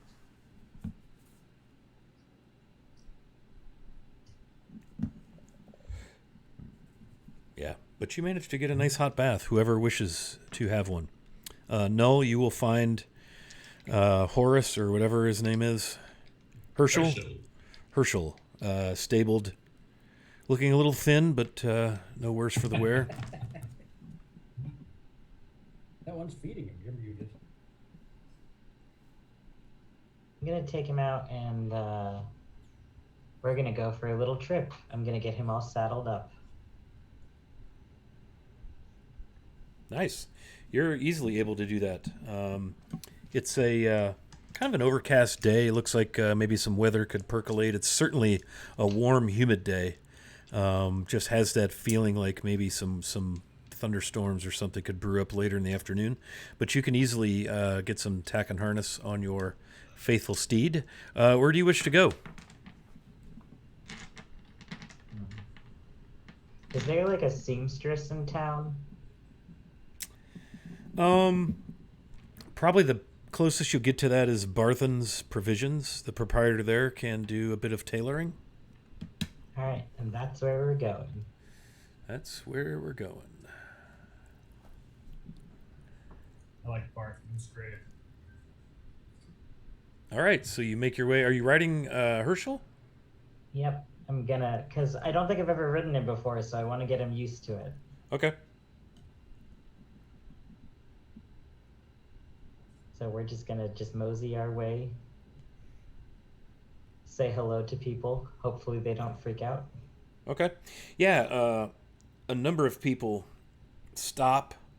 Some of them just kind of their jaw falls. Some of them drop what they're holding.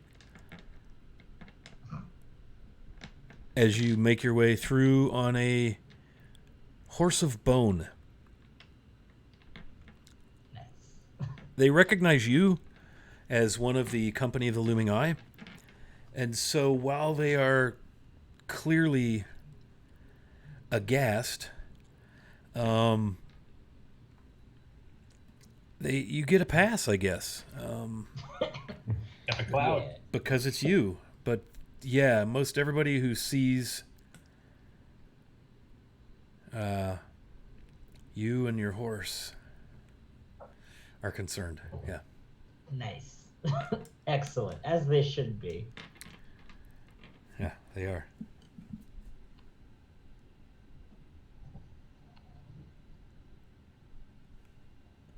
So you enter Barthen's Provisions? Mm-hmm. Okay, yeah. And you find behind the counter Elmar himself. Looks like he's measuring out some coffee for packaging. It's got a big bulk kind of sack on the counter, and he's putting it into smaller sacks. Hey there, how's it going today? It's good to see you again. Welcome back. Congratulations, and most grateful we are to you. Yes. Good to see you. It was nothing, just a little harrowing at times. but, I'm you sure know, it was. I understand everyone survived. To my surprise, yes. That's good indeed. Yes, well, what can I do for you today? Well, I have some, I guess, skeins of interesting material that I Oh, would like turned into some clothes. I see. What have you? Well, I harvested a vast majority of the webbing from the wings of this dragon. He drops the bag of coffee he's holding. Pff, all over the counter. I'm sorry. What did you say? The Well- wings of a dragon. Yeah, the wings of the dragon. I harvested it. I made sure that it was tanned and cured properly over our trip. So it is I'd like to turn it into some clothes. like leather, then you say. Kinda. It's like a silky sort of leather feel to it. It's very interesting. Interesting. Yes. Well, let me. Gets a. Do you have the material here? Yes, I brought it with me. Yes, very well. He pulls out kind of a magnifying sort of glass. I wouldn't say it's a jeweler's loupe, but he's clearly wanting to inspect the material, and he feels it. Oh, I see what you mean. It's very smooth. Smoother than one might guess coming from a dragon. So tough, though. It's going to take a bit of work. What type of clothing do you have in mind? Well, I was thinking sort of this. Well, as you see, I have my lawn duster. I just kind of wanted to get a new one of these made. I thought that this would be a good material. Look a little less menacing in all white versus all black, you know? Yes. Definitely less menacing wrapped in dragon skin. Of course, this isn't all scaly, is it? No, it's more leathery, I'd say. Yes, it is indeed. Well, let me see. This material is rather tough. It's going to take some work getting needle and thread and so forth and cutting. How soon do you need this garment? Well, we're here for a few days for whatever festival the town is throwing. But after Yes, that, is we have that to what leave for all the- Neverwinter. Is that what all the fuss is about? A festival? Yeah, I believe I what did see. Harbin call it? The Festival of the Summer Thaw is what he's going it by. That sounds like the town master. Yes, well, when was this festival to begin? I don't know. I guess we're starting doing stuff today. I don't know. I think it's lasting a couple days. How quickly do you think you could get something like this done? Well, I do have some other projects, but if you're willing to pay a bit more, I could set them aside and devote my full attention. Sure, I'd be happy to pay whatever price you got. This is a cloak, you say? Mm-hmm. Yes, okay, well, one cloak is certainly enough material here. Do you wish it to be hooded? Yeah, that would be great. Very well. I'd say 30 gold would do. Sure thing. Yes, That sounds reasonable. very well. Might I would take perhaps 5 gold off the price if I might be permitted to sew in one of my labels. Oh, of course. You should always sign your artwork. Yes. Well, I see we have the same mind. Kind of coughs. Very well. Come back late tomorrow then. Sure thing. Thanks, I really appreciate it. Yes, just my pleasure. Yes. I need to go there too, actually. And with that, I will head back to my horse and just go for a nice ride around town, saying hi to people. Yeah, people are just like, and you can see it looks like they're building in the, there's kind of that circle open area just southwest of the inn, near the Shrine of Luck is kind of on the outside of that circle. In fact, I can put the map up on stream, the map of Phandalin, and it appears they are erecting a stage or a platform. It's a few steps up from the ground, and they're busy, hammering and nailing. And there's some trusses and some carpentry. Like it has a not a full roof, but just some beams and such above it. They're rigging something up for sure. There's a nice map of Phandalin. I'll just cover all your lovely faces so everyone on stream can see.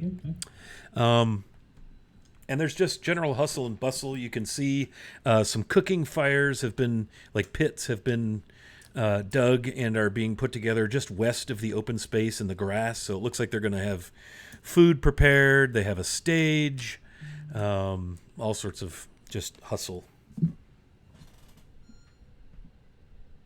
Interesting. I'm just going to sort of ride around and people watch for a bit. Just get Herschel used to his tack and harness and see the people. Yeah, people are stopping what they're doing, talking. A couple of kids come up and look and then run away when their parents yell for them, "Get away from there. You don't know where that's been, or well, what it is even." That sort of stuff. Nice. But they still regard you as a hero. They'll meet your gaze and then just try to figure out what's the deal with the horse. He's just a horse. It's not that weird. Just a horse. Of course. Mr. Herschel.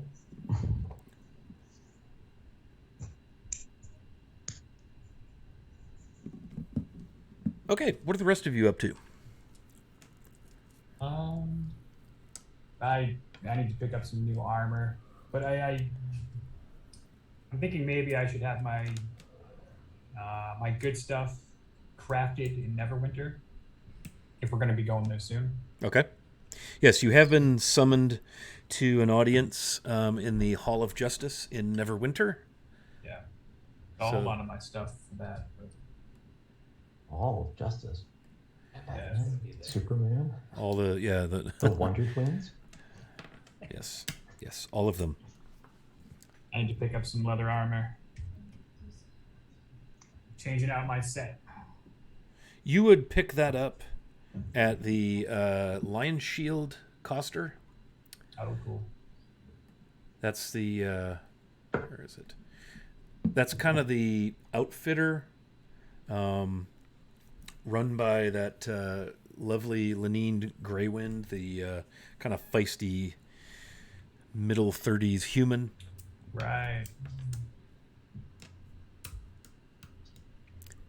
So you will have no trouble finding some leather armor in there. We can RP that if you wish. No, that's fine. Okay. I mean, unless they have a fancier version, I will use my my mercantile advantage to get their fanciest version of leather armor. I need to retire my chain. Sure. Yeah, there are a couple of sets. Do you wish to have like studded and boiled and hardened leather, or is it more the pliable regular leather armor? I think pliable. The basic stuff. My Dex does all the work these days. Yeah. The price on that would be, it's very finely crafted. The seam work is very nice. And she has it priced at 18 gold. Not a problem. Okay. So you score a nice set of leather armor. She throws in some oils for you that you can use to apply and keep it supple, as is customary with the softer leather armors. I mean, it's still kind of stiff, but it doesn't have that hard tortoise shell like a boiled, hardened, cured leather would. I'm going to just briefly look around the shop and see if there's anything that would make a nice gift for the people on the team. Like maybe something they wouldn't expect, or if anything random comes to mind, I'll take. There's all manner of adventuring gear, weapons. Again, some of the weapons, some of the daggers and swords are pretty nicely crafted for a backwoods little mining town, which kind of gives you a little pause, like how in the hell do those end up out here? Right. And it's where Barthen's is more general mercantile, softer supplies, foodstuffs and softer things, clothes.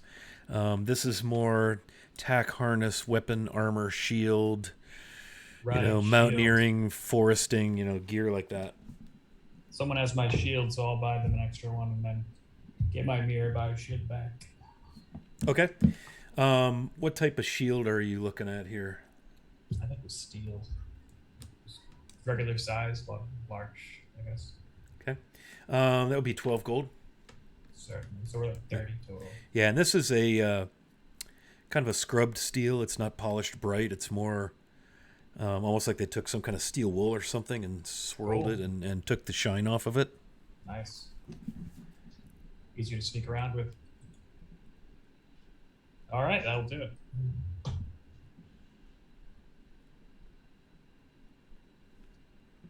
All right. What else do people have going on this morning? I'm going to head over to Barthen's because I seem to recall at least one of those rogues bled all over me as he was dying, and I know I have other guts and ichor over my, so I'm probably in need of a new shirt or two.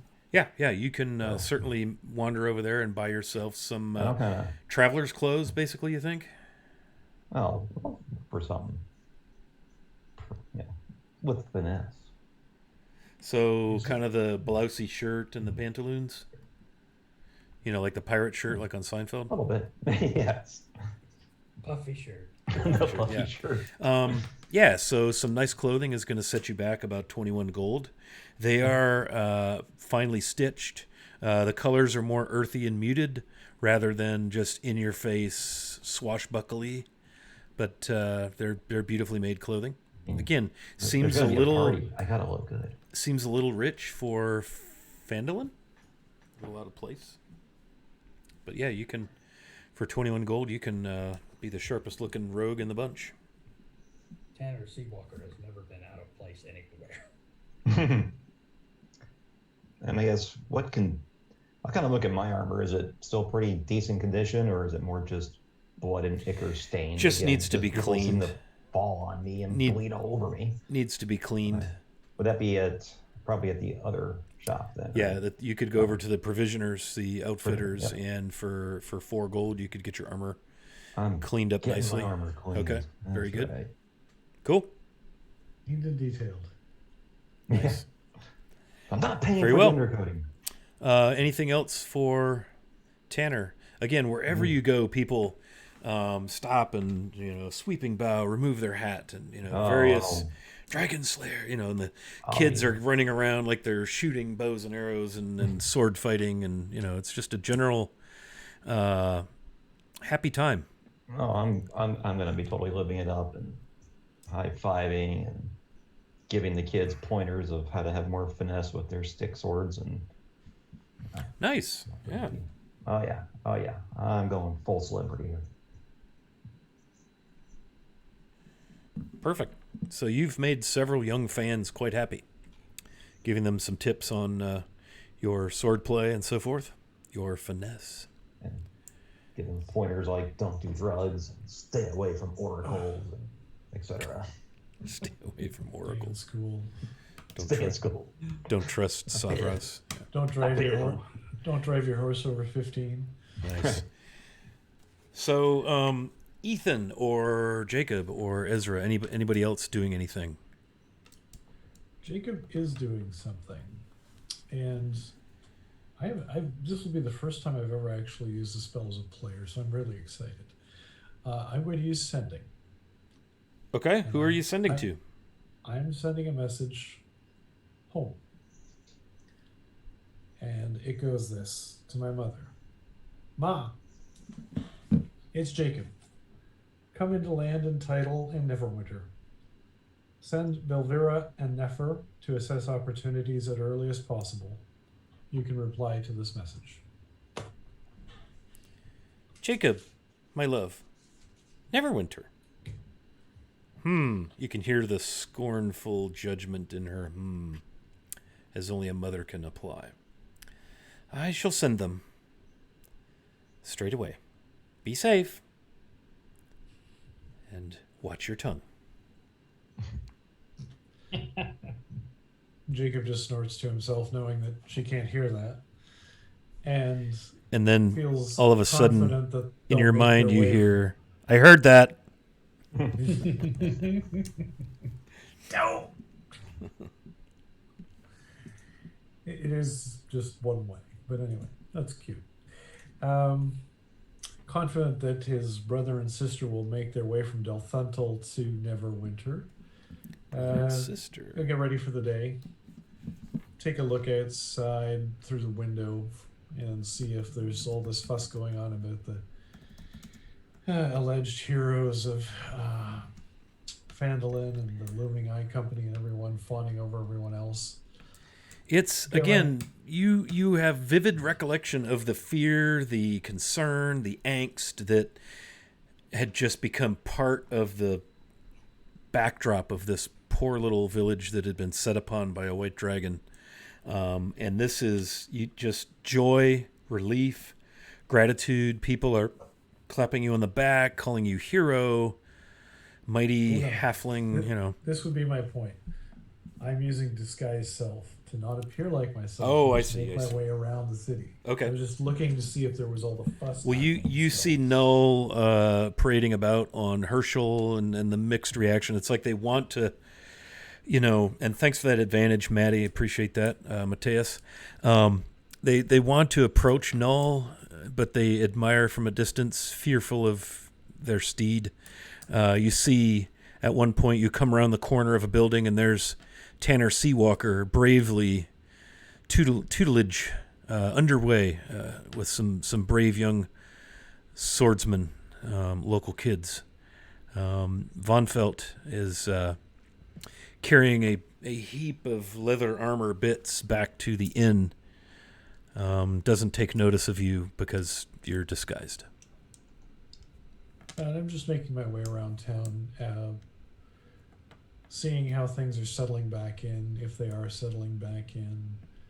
If I see any of the local dwarves that are around, I'll make my way toward them and just sort of start chatting them up to see how things are, what the size of the dwarf community is around the area, that sort of thing. Just Sure.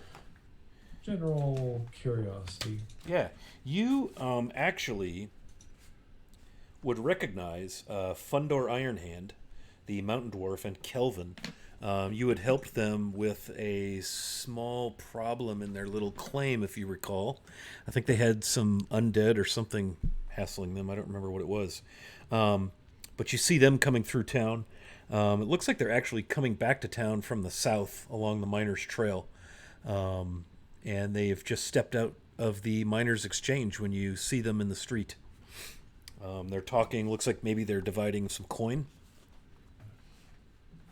I'll hang back until they're finished dividing up their coin and then step up to get pace with them and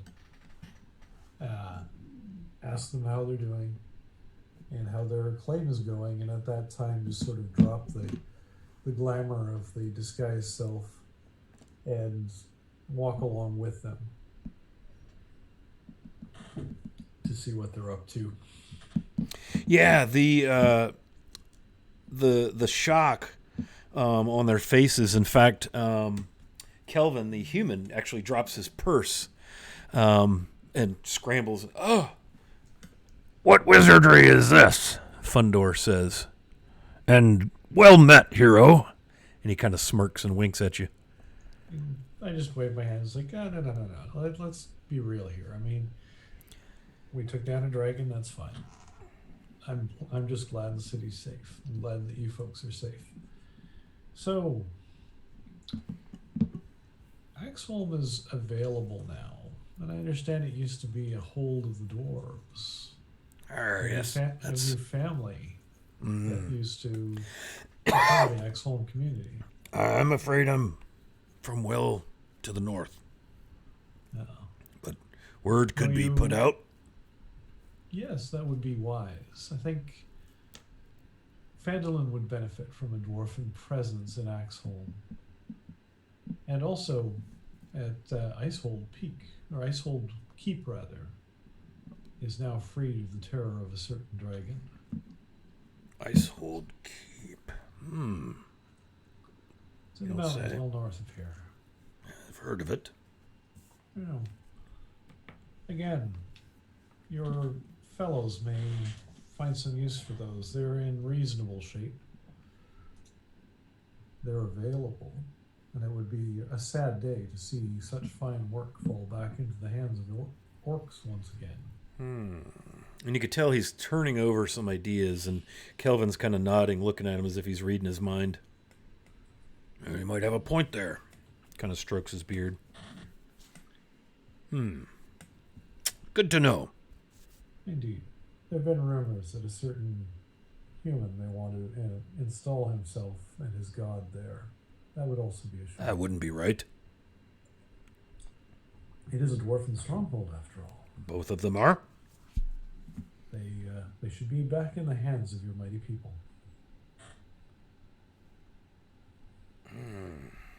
I agree. I'll look into this. Thank you. Yes.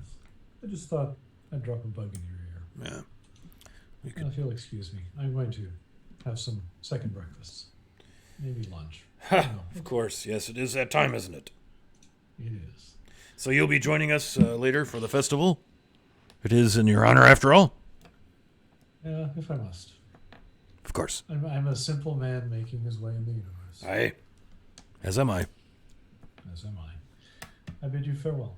Very well. And Jacob just sort of melds off into the crowd, merges back because disguise self is a 1 hour thing, and just redisguises himself as something else and someone else, and disappears into the crowd.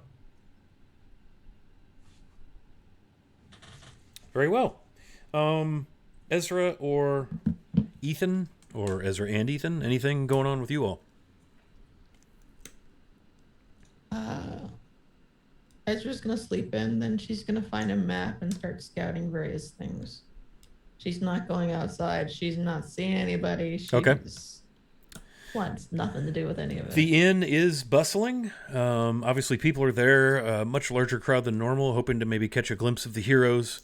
Anytime any of your colleagues makes an appearance in the tap room, toasts are immediately called for. Tankards are in the air. Ale is slopping here and there.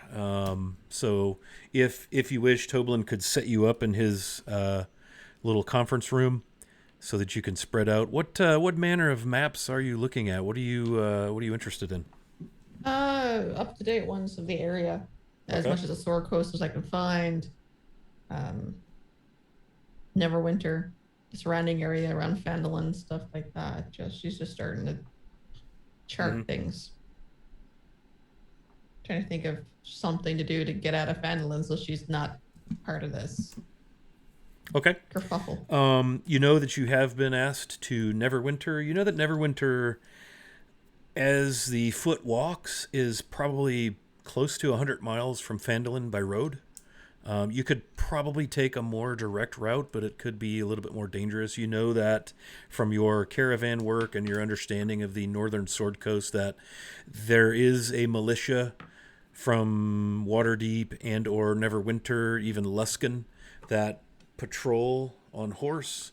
I wouldn't say the road is just absolutely safe, but it's probably less hazardous than trying to go overland, like a straight line to Neverwinter. In recent years, I mean, you know the tale of Neverwinter having been kind of torn asunder some 50 years ago by the eruption of Mount Hotanau, and how it's been in the process of reconstruction, resettling, all led by the Lord Protector Neverember. And part of that process was kind of reestablishing and constructing the high road, because the high road had been kind of torn apart. The city had had a huge kind of crevasse or rift open up in it, and all of that has been patched, thanks in no small part to Lord Daggalt Neverember. So, you know, the way is certainly open and easily traversed, although it'll take you, some time to get up there. If you were to go straight, through with no rest, probably 30 some odd hours at the average, 3 miles an hour on foot, somewhere in the neighborhood of 30 hours total travel time. Okay. She's basically just trying to keep away from people she wants. Yeah. And then Yeah, doing all you that could stuff. you could easily. Toblin understands you very well. You're probably the one of the group that Toblin knows best, as you've been an employee basically of his for a time, and he understands and has no problem setting you up in the back with whatever you need as far as anything to eat, drink, silence, whatever, a bath, anything you need. Mm-hmm. Okay.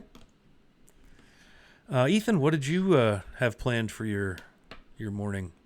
So when Ethan gets up, he's going to avail himself of a bath too, and when he's done with that, he's going to dress up in his formal robe, since this is a formal occasion,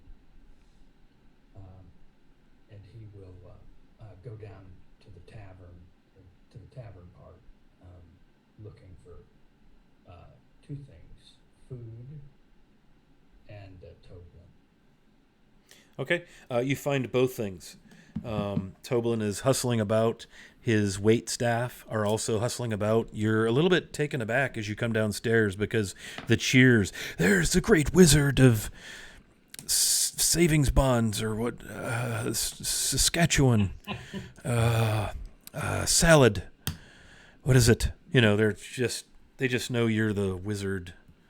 The orator of septuagenarians. He'll just ignore all that. Yeah. And he'll look around the bar first to see if he sees Ezra. You see no sign of your traveling companion. And when he doesn't see Ezra, then he'll seek out Toblin. You can flag him down on between trips around the tables, behind the bar, into the kitchen. Yes, good morning, your oracle, Yes. sir. I'm looking for my traveling companion.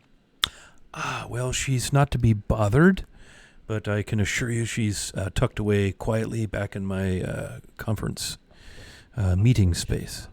Not meant to be bothered by others, but I believe that she would. You may proceed at your risk. So Your peril is your own. Can I get you anything to drink? A coffee, perhaps? I faced down a dragon. Oh, yeah, Right. I'll have coffee. That would be nice. Again, your peril is your own. And he pours you a stone mug of coffee, thumps it down on the bar in front of you. Anything to eat? A scone, perhaps? Yeah. Some fruit? Yes, I think so. And then you can point me in the direction of my traveling companion, and I think that will be all I I'm need. thinking of calling these dragon scales.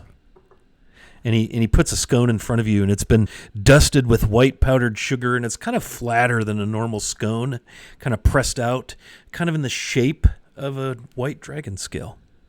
The town's gonna become a tourist trap. Not only an armpit. I'm gonna be honest, totally honest with you here, Toblin. I prefer the puffy ones. The puffy scones. Yes. Okay. Puffy scone it is.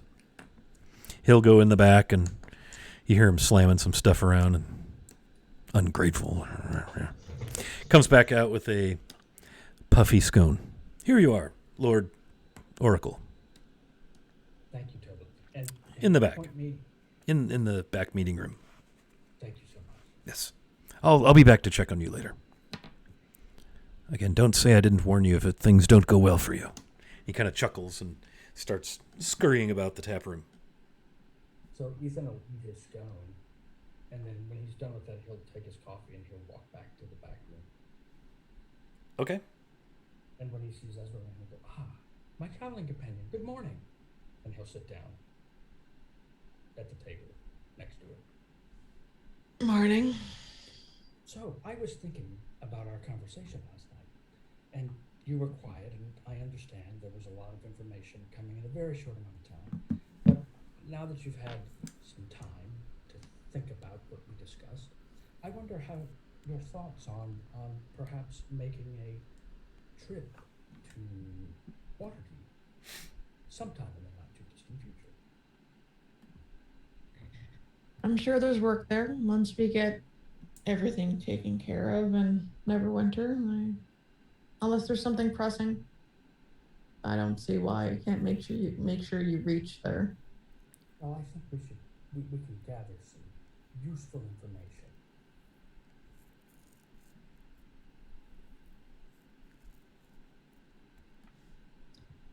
What do you have in mind?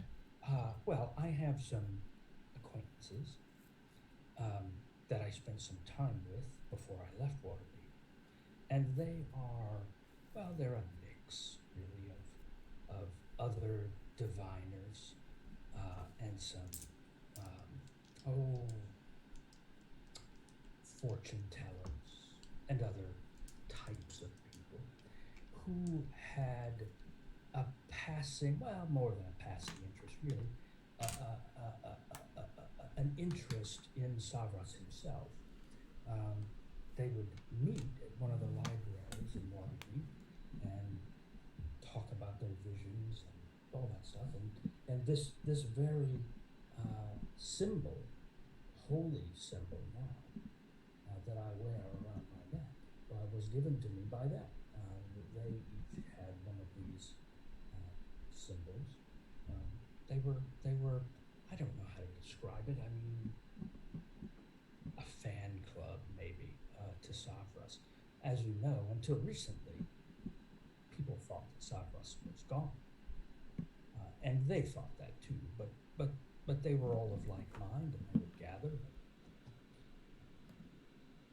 So a Savras Appreciation Club? Indeed, and I believe that they may have some information about shrines like we found here, and perhaps there might be some value in seeing if they do have that kind of information, and whether it's worth our while to explore one of these things. If there's money in it, I'll do it. Indeed, well, there was certainly money in the first shrine to Savras that we went to. These shrines would be abandoned, as far as I know, and I am the Oracle.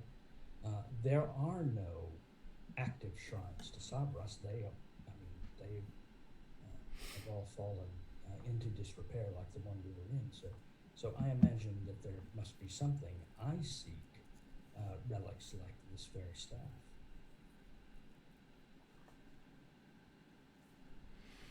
I can see the interest in it. Yeah, so lucrative it may be, and I think that my return to Waterdeep, well, I mean, I shared with you the happy vision I had about what's to come in Waterdeep eventually, and I believe that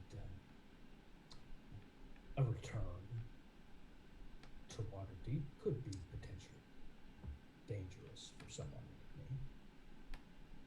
So having my traveling companion and our other companions would be a good thing. Make sure we all stay safe. I mean, you need meat shields. I certainly didn't say it that way. But I would only suggest this if I believed, and I do, that there was some benefit for all of us to do that. I've always enjoyed Waterdeep, so we'll talk with the others, and if they all agree or if that's what they want to do, then we'll head that way after Neverwinter. Well, and again, as founding members, I think we are entitled to higher votes, but I won't quibble over that right now. I think that's a wise suggestion. We want to make sure everyone's on board, and I'm certainly will be. I think the lure of adventure and money seems to resonate with them. We can tell the half-elf that I had a vision and his fish flounder flask is there. He'll be okay. The one thing I ask is you don't lie about whatever's going on with your visions. Aye. I'm pretty. That's a fine line. wouldn't Savras, punish you for that? I don't think Savras is interested in punishing his oracle. Well, maybe, but yeah, don't. If I humbly ask you not to do that, if possible. Since you humbly asked. He's easy to manipulate without bringing your god into it. So You're right about that. yeah. Oh, good. I'm glad we had this discussion. I think that's a wise course of action. We'll see where things take us, but hopefully, in the not too distant future, we can find our way there. And, perhaps meet my old compatriots, who I believe will be amazed at the progress I've made. You've certainly become something. Indeed, I have. But you might have to part ways for a while at some point. I'm going back to 10 pounds to care. Place that Ezra's from, can't remember her name right now. I haven't been back in over 20 years, so I plan on going back there and seeing that place. Oh, well, perhaps you should take me with you. I'm pretty sure you would think Phandalin is a metropolis compared to 10 towns. I have no These doubt that parts of it. I have no doubt that that would be my thoughts. However, having me around is useful. I can help you. Whatever it is you seek. What do you seek in your old home? Honestly, just to go back. I know people have taken over my father's business. Maybe just go back and see, make sure I don't actually miss it. Well, we can rain down retribution on those people if you like. They did nothing. My father got sick and died. The business needed to be taken care of. I was 12, so. Well, I could summon creatures from the very depths of hell itself and make them think that the business is some sort of demonic gateway. And they'll flee terror. I'm happy with them having the business. I approve of it. It's fine.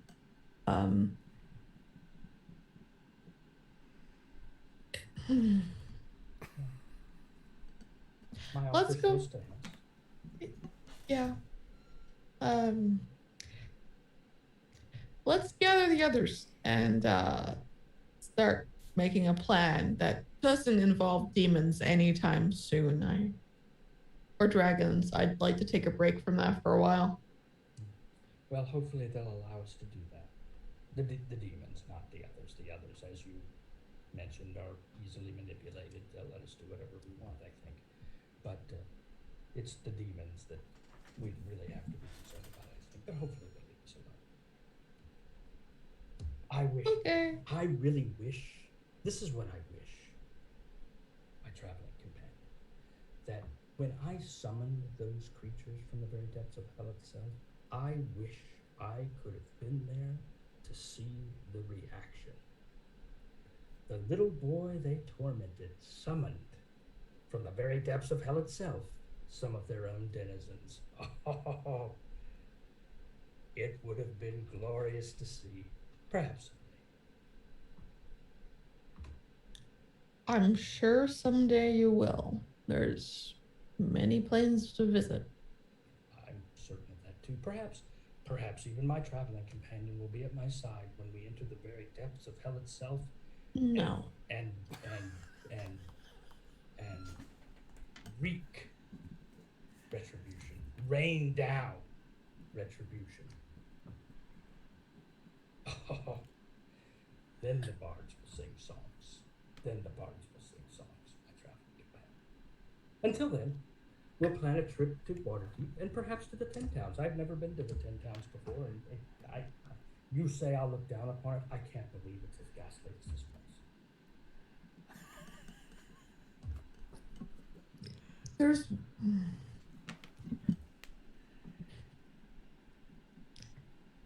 Yeah, okay. Yeah. Sure. Good. Yeah. This is why we make such good traveling companions. We seem to be of like mind.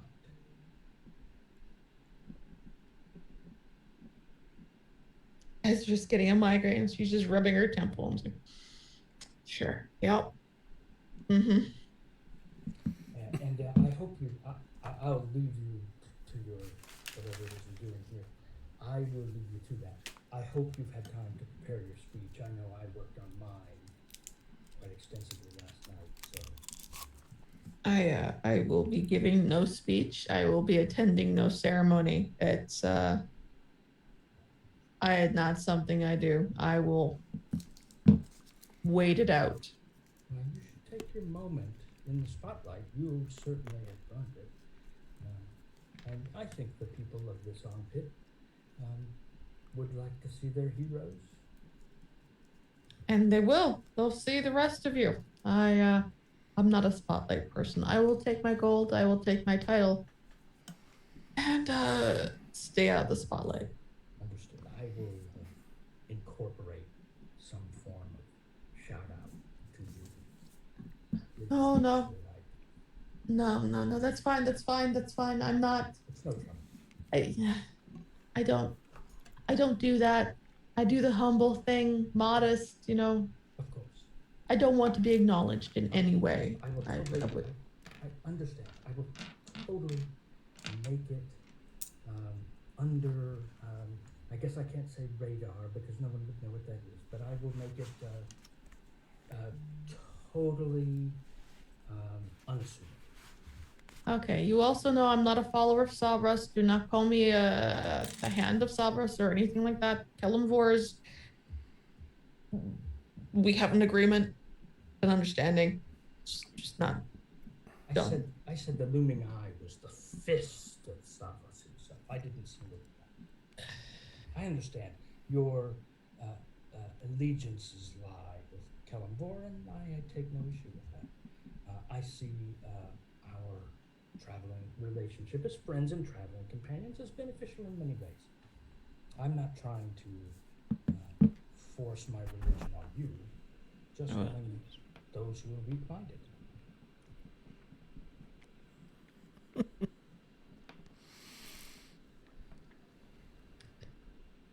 But not Tanakin Skywalker.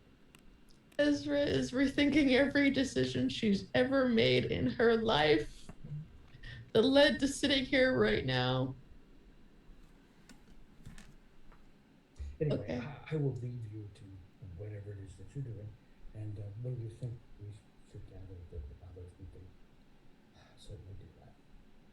Why don't we meet for a supper at some point tonight after all this kerfuffle? And I think I'm gonna go take a nap, Yes, possibly. that's why. Roll perception for me. Ooh, Which one? Either one of you guys. Both of you, if you wish. all right, you're making me get out my characters. 15 for Ezra. Ooh, I got a 19. You both hear the sounds of some animal being strangled or something. It's almost like the rhythm of a fanfare, but the sound of something that really should be killed soon for its own benefit. And a bunch of yelling and fussing about. Anyone that's outside has noticed that a crowd has assembled at the stage. It could be a gallows for all you know. Not sure which. A rack. And Harbin Wester makes his way up. Very importantly, has on his finest robes. This robe happens to have a emblazoned upon it, like embroidered fine stitchery upon the breast, a blue shield. The robe itself is white, has this blue shield stitched upon it with these intricate 3 snowflakes centered, 2 above, 1 below on the shield. Yes, good citizens of Phandalin. Good to see you all safe and sound. Here, here. And he raises a mug, of course. He's got a mug. And on the stage with him are Halia, the proprietor at the Miners Exchange, Lenine, Barthen, and Toblin, all the town council, basically, the business owners. And so let me read to you this proclamation to open the festival of the summer thaw. And he goes back through that whole hullabaloo that he read to you all in the tap room the previous evening. So anybody who's outside hears this horrible fanfare sort of sound, and there's this halfling in leathers with a rapier, albeit rather small, at his hip, with a lute strapped upon his back, blowing this horribly dented-looking bugly trumpet contraption to announce the townmaster, and at which the townmaster looks down at him, down his nose, in apparent disgust, and he just kind of stops the playing of the horn as everybody gathers. So I presume that those of you that are outside maybe make your way over. If you had to roll an insight, you'd gather that things might be starting. Whatever that means.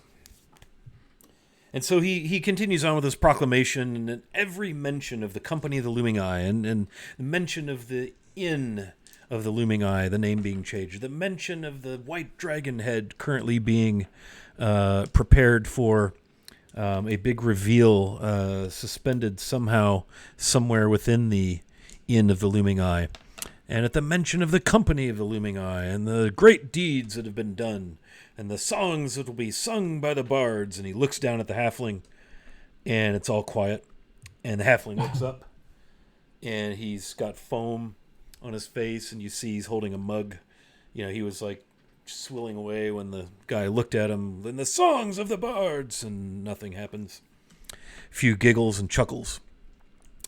And then he says with great importance, seeing some of you in the crowd, I please welcome forth the heroes of Phandalin, the Company of the Looming Eye.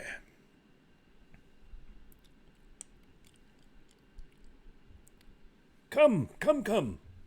Where are you all? Go up on stage.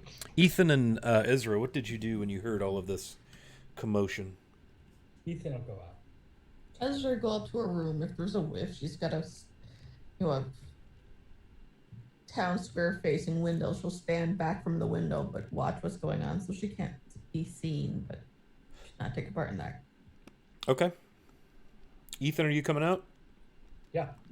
Very good. So do you all make your way up onto the stage? Yeah, I will. Yeah, Yep. sure. Why not? Yeah. As you get closer, you hear this bard, this halfling, playing on a very out-of-tune lute, trying to sing a ballad of great deeds done that has saved the souls of Phandalin from the evil Cryovane at the very peak of Icespire Peak itself. Risking life and limb, yada yada, so it goes. And right in the middle of like the second time through the refrain, Wester just looks down at him. Shush now, good bard. Ladies and gentlemen, I give you the Company of the Looming Eye. Place goes crazy, ales in the air.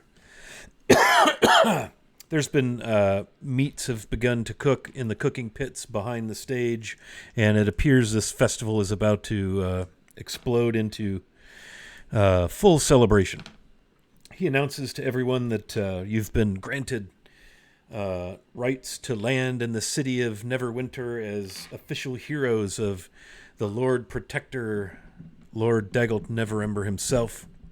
To which the crowd responds with a raucous roar, the handles of rakes and pitchforks banging on makeshift shields, and everyone suddenly brave and warrior-like, just like you all are, thanks to the vanquishing of the evil white dragon. So, I would now invite the Company of the Looming Eye to share with us any remarks or tales or any wisdom they might wish to put forth, and that we might benefit from it. And he kind of steps back and looks over at the 5 of you. Anyone? Oh, Ethan will step forward. Yes, please. Lord, let's see. Lord Oracle Ethan of Savras. Say, people of Phandalin, I am Lord Ethan, the Oracle of Savras, and we are here today because of the glory and the wisdom and the foresight, not just of me, but of Savras himself. The dragon Frigidaire was taken down by the glory of Savras. As you start to go into this, man, the crowd's like, Savras, Savras. They're sloshing their ales, and they almost drown you out at a few points. And finally, Harbin Wester has to stop all 64 of them. This town, all 64, this town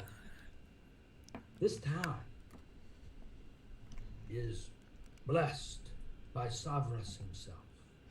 A couple of them fall prostrate onto the ground. Toblin and Wester look at each other, look at themselves, and quickly look at you, and they try to look prayerful, awkwardly. Yes, the wisdom of Savras. And I foresee that this town will do great things. Banging of rakes and hoes and wooden swords upon wooden shield. And finally, good people of Phandalin, I wanted you to know one more thing. My traveling companion Ezralyn was an integral part of everything that happened. Thank you so much. Yes, where is she? Where is our dear friend? Ezralyn the Brave, vanquisher of the frozen worm. Wester looks around. And you can see the bard writing, let's see, vanquisher of the frozen worm, Ezralyn the Brave, Savras, wisdom. Where is she? She's not one for glory. I saw that in her character, the very depths of her marrow. Humility, yes, a fine quality. It takes one who has it to recognize it in others. Well, not necessarily. It takes someone who's listening to someone who tells him that. Which Right. is a gift you certainly have. Yes, well, I am humbled by your praise, Lord Ethan. Would any of you wish to say a word or two? Perhaps the very hand that slew the dragon while it swooped upon them, about to freeze them to their tombs. He looks at Von Felt.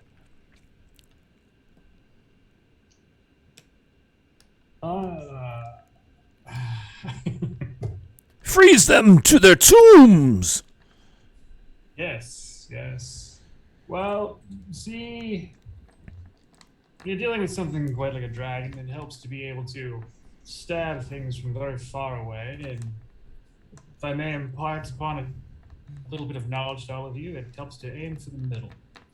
Of course, where the vital organs lie. And he looks around look at this great wisdom, this warrior, champion archer. And if permitting tomorrow, I will be happy to give lessons to anyone who would like to learn. Free lessons! People are banging their... And drinks. And drinks! Who's Although paying? be very careful, but also bring armor. Yes, archery lessons and drinks. You should arm yourself and bring a shield as well. And the town of Phandalin shall not be held responsible for any potential damages and or injuries. I'm going to need everyone participating to sign a waiver. Yes, well met. True eye, true bow. Von Felt, yes. If anything I've learned in my days, great. If you have it in you to be a hero, if you seek to become great, great people are not born great, they grow great. So you must seek to improve yourself and be better today than you were yesterday. And we cannot fear change. Clayton Hasselfoot, I hope you are writing all of this wisdom down in your journal. I cannot imagine the sonnet that will flow from your creative mind. Greatness is not born, it's grown! People are cheering. Phandalin has indeed a long way to grow. So much potential. Yes, we do! Many growths. Right. Yes. Well said, good archer. Anyone else for any commentary? Well, I suppose I can speak a little bit. I give you the great wielder of powerful mental pain-producing magics. Null, the magnificent. Yes. And they're like, Well, I don't know about all that. Where I'm from, I'm just a healer, and that might come as a surprise to a great many of you. I'm sure you've looked at me and thought you knew exactly the kind of person who I was. But I've set out to prove that necromancy is not as evil as people portrayed, and hopefully through helping save this town, I've proved that just a little bit to the people here of Phandalin. And I just ask that you don't judge someone based on their appearance, you judge them by their character and their actions. Because a lot of great people get overlooked by the prejudices that we have. Toblin stands there And I just slack-jawed. want to thank you all for and I just want to thank you all for welcoming me into this town as if I was one of your own. And then that's... He looks down at the halfling. Please tell me you got all that. I moved. He takes a little handkerchief and dabs the corner of an eye. He's not crying. I moved nearly to tears, my friend. Well, the best example, this Herschel. Has anyone seen the magnificent steed? Who? I will claim my own fear publicly. I was freaked out. Yet, who but a gentle soul like this could ride upon such a horrifying, frightening steed? I think lessons are learned here today by one and all. Judge not, lest ye be judged. He looks at Ethan. That was pretty good, wasn't it?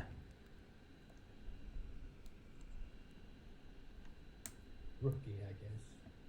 Yes, well, no. He gives you a big hug. Doesn't even try to see if there's a boundary, personal space. He just kind of loses it for a minute and gives you a big hug. And probably, hugs for a little bit too long. Yeah, once it starts getting a lot, I'm just gonna pat him on the back and be like, Yeah. He backs away and you see tears in his eyes. Never have I been so moved. Such kindness. The lesson we can all learn. He looks at Tanner Seawalker. Swashbuckler, have you any comments, any wisdom to share? I saw you giving lessons, your great ways of the blade. I will step forward and I'll kind of put my hands up and go, good people of Phandalin. I'll kind of wait for them to get quiet down a little bit. Good people of Phandalin. We kill a freaking dragon! They killed a Hopefully freaking there's dragon! He raises his hands, and the crowd's just going bonkers. There's been so much ale spilled, it's almost like a little bit of a muddy area around the 64 or so people who have packed in the front area of the stage. The scaffold, if you will. You look up and you notice they've rigged like a really horrible iteration of a paper sort of pasty looking stick dragon that's kind of gray. It's there by strings, and it looks like it's kind of falling out of the sky, and you see there's like a piece of wood stuck in it, right where its heart is. And somebody's back there manipulating it, and it crashes to the ground. Ah! Wait! The celebration cannot begin without hearing from our lovely friend from Waterdeep, Jacob Everfleet.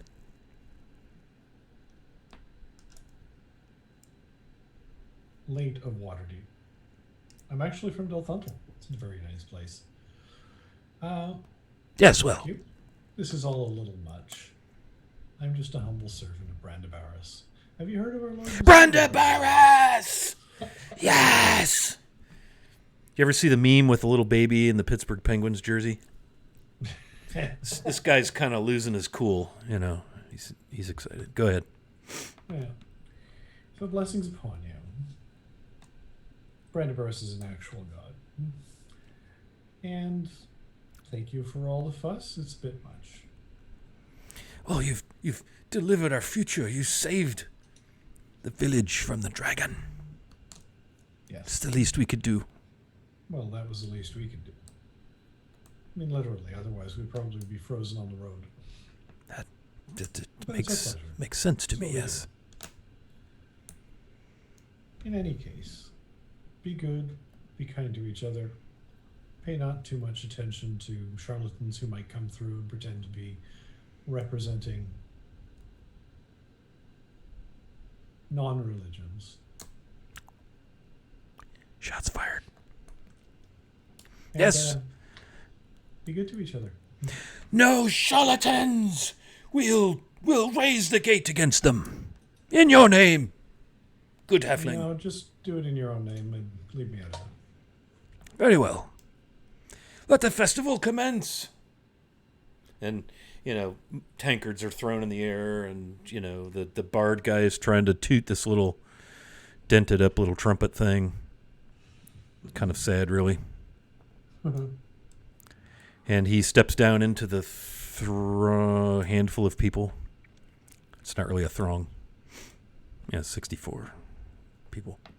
Well, in a small town, that can be a throng. Yeah. So, the festival of the summer thaw is underway. Awesome. You've done your part as the honored guests, the namesake of the new Inn of the Looming Eye. You've only but to collect your gold, pack your gear, and head to Neverwinter at any point in time that you see fit. Yeah.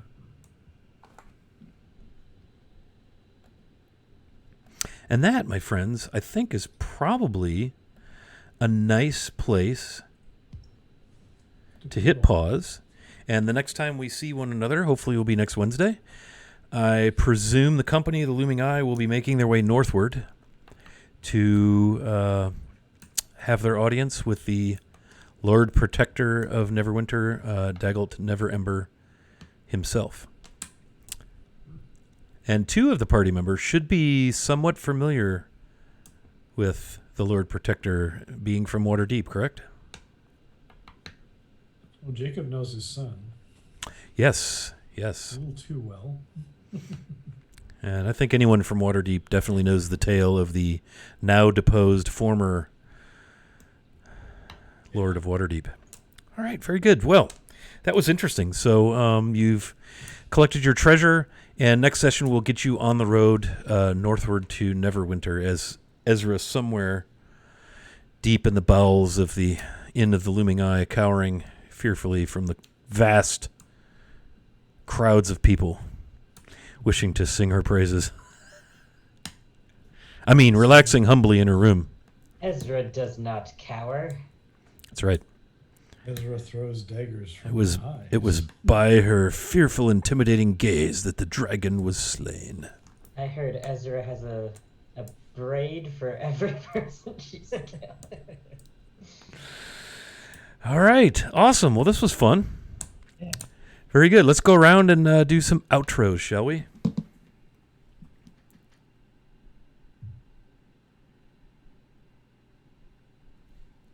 Let's start with Gideon. Okay. I'm Gideon, the Inside Across the Internet, and I played Null, who didn't die another session in a row of staying upright and conscious. Go me. Nice. Hey. Nice. And super big shout out to Matt Dungeon Glitch for awesome t-shirts a bunch of us are wearing. You should check out his Twitter to check out his shop. It's great. Buy his stuff, or I'll hunt you down. So happy you like it. Speaking of Dungeon Glitch, Von Felt, let's hear from you, sir. Give us a little bit about yourself. Sure, I am Matt, Dungeon Glitch on all the social medias. Also, Jim Firefly. Jim Firefly is the name of the store that Gideon has mentioned for me. I don't typically talk about it, but yeah, I make fun, goofy shirts. Make me happy, and we used all of our profits we've donated to charities. So it's Nice. It's very cool, man. Yeah, it's fun for me. So Cool. Dropped the website there in chat, so hopefully you'll get a flood from our 64 viewers. Flood of commerce will strike your website. Probably shut it right down. I should make a code, like a Wiley. There you go. discount. I can do that. There you go. We probably need to, if you have any logo tree or anything, I just made that word up. Any graphics, we should get you up on there as like a stream sponsor. Yeah. Drive you some traffic, man. Look at this. We are doing business live in real time. Wheeling and dealing. Big time stuff. Hello. Sell high. I'll Yes, send yes. Okay, Ethan. Hey everybody, I'm Chris, WikiVA on Discord and Twitch. My Twitter handle is somewhere on this screen.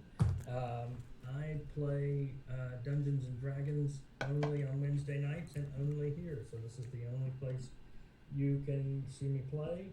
I've been in this game now for a little over a year, and it's been a blast. It's a great game, a great group, and I look forward to it every Wednesday. So thanks for having me. This is probably all of you that the internet can take just this Wednesday. There's no question. Right. Well, let's go right to your companion, Carl, who has a very special announcement that he thought of all himself, and I'm so stunned, frankly. Yes, well, first of all, I wasn't quite sure how to do it, but I do believe that Chris is entitled to some inspiration for some excellent role-playing tonight. Excellent Ethaning tonight, as it were. As painful as it was to behold, it was well executed. Yes. All those in favor? Inspiration. All opposed? Same sign? Nice. Couple dissenters. Yeah, man, so mark your character sheet with an inspiration-y thing. Well, thank you. You're too kind. Very nice, very nice. Secondly, I will throw another shout-out to This Is How Yeah. Matt's shop. Match. For sure twinsies. Yeah. I just made that term up, but I'm never going to use it again. Finally, hi, I'm Carl. I am Carnage on the Discord. I played everyone's favorite swashbuckler, Tanner Seawalker. You can find me here on Wednesday nights trying to keep Chris's ego in check. The rest of the time, I just do it through various chats throughout the rest of the week. So this was a lot of fun, and I'm looking forward to more. Very well. Let's see. How about Jacob? Hey, I'm Dave. Hey, Wilson on the internets. I do have a question for Carl. If you're here to keep Chris's ego in check, what happened? I didn't say I was succeeding. He does it in a Tanner Seawalker kind of way. Yeah, with finesse. You rolled a nat one. There we go. I play here Wednesday nights, as you can clearly see. I also play here on Wiley's channel on Monday nights, and we're rebooting our Monday night stream. We've got a couple new characters, I think, coming in, so it's going to be fun and interesting. That's Mysteries of the Dale Lands, to overplug another one of Wiley's streams. And I also play on Saturdays and some Fridays when we can get the home games together. But it's been a while, and hopefully everyone's doing well. It's been harder to get people together, so that must mean that we're coming to the end of this pandemic, hopefully. Be safe. Amen. Let's hope so. And how about the most revered, honored, esteemed player of all for last? That's you, Kayla. You're one of the. I think I zoned out, but You okay. and Gideon are the OGs. You two are the originals. True. Yeah. True, we have been here since the beginning.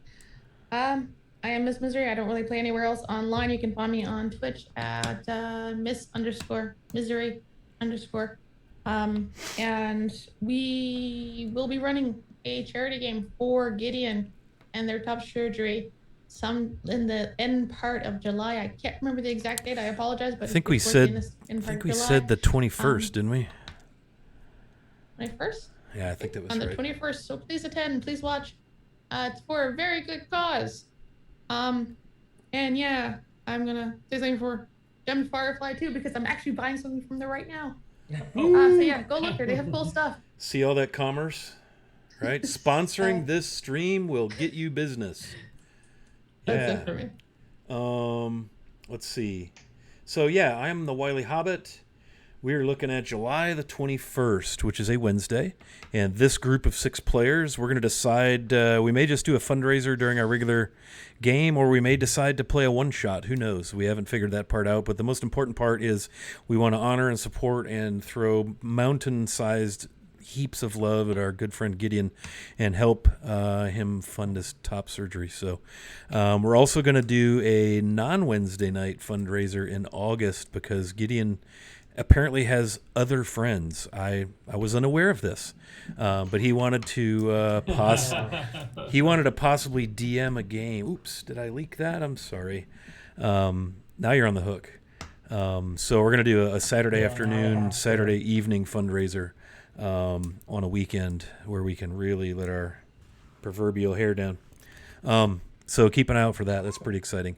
We do play D&D here on Sundays at 1. That game seems to be kind of stalled a little bit. I'm not sure. We're having some scheduling issues with jobs, and adulting nonsense is, infringing upon our hobby. And then Monday, as Dave mentioned, we are getting a bit of a reboot, fairly significant one. So tune in 7:30 Monday night. Looks like we're going to come back to life with that one. That's had 3 weeks off to ferment and steep and marinate. So stoked about getting Mysteries in the Daylands fired up again. Yeah, I think that's pretty much what I know. Let me see if I can find another streamer to raid. I do thank everybody for hanging out. DiceFix, thank you so much for what's I going to say? For the follow earlier when we got started on Sorrow's Tale. Thank you very much for the bits. Let's go ahead and jump into Legends and Lore over on Lord Gazumba. He's a friend of mine that streams tons and tons of Greyhawk. And we will see you probably next Wednesday at the very least. Take care. Behave. See you next time. Hi, Internet.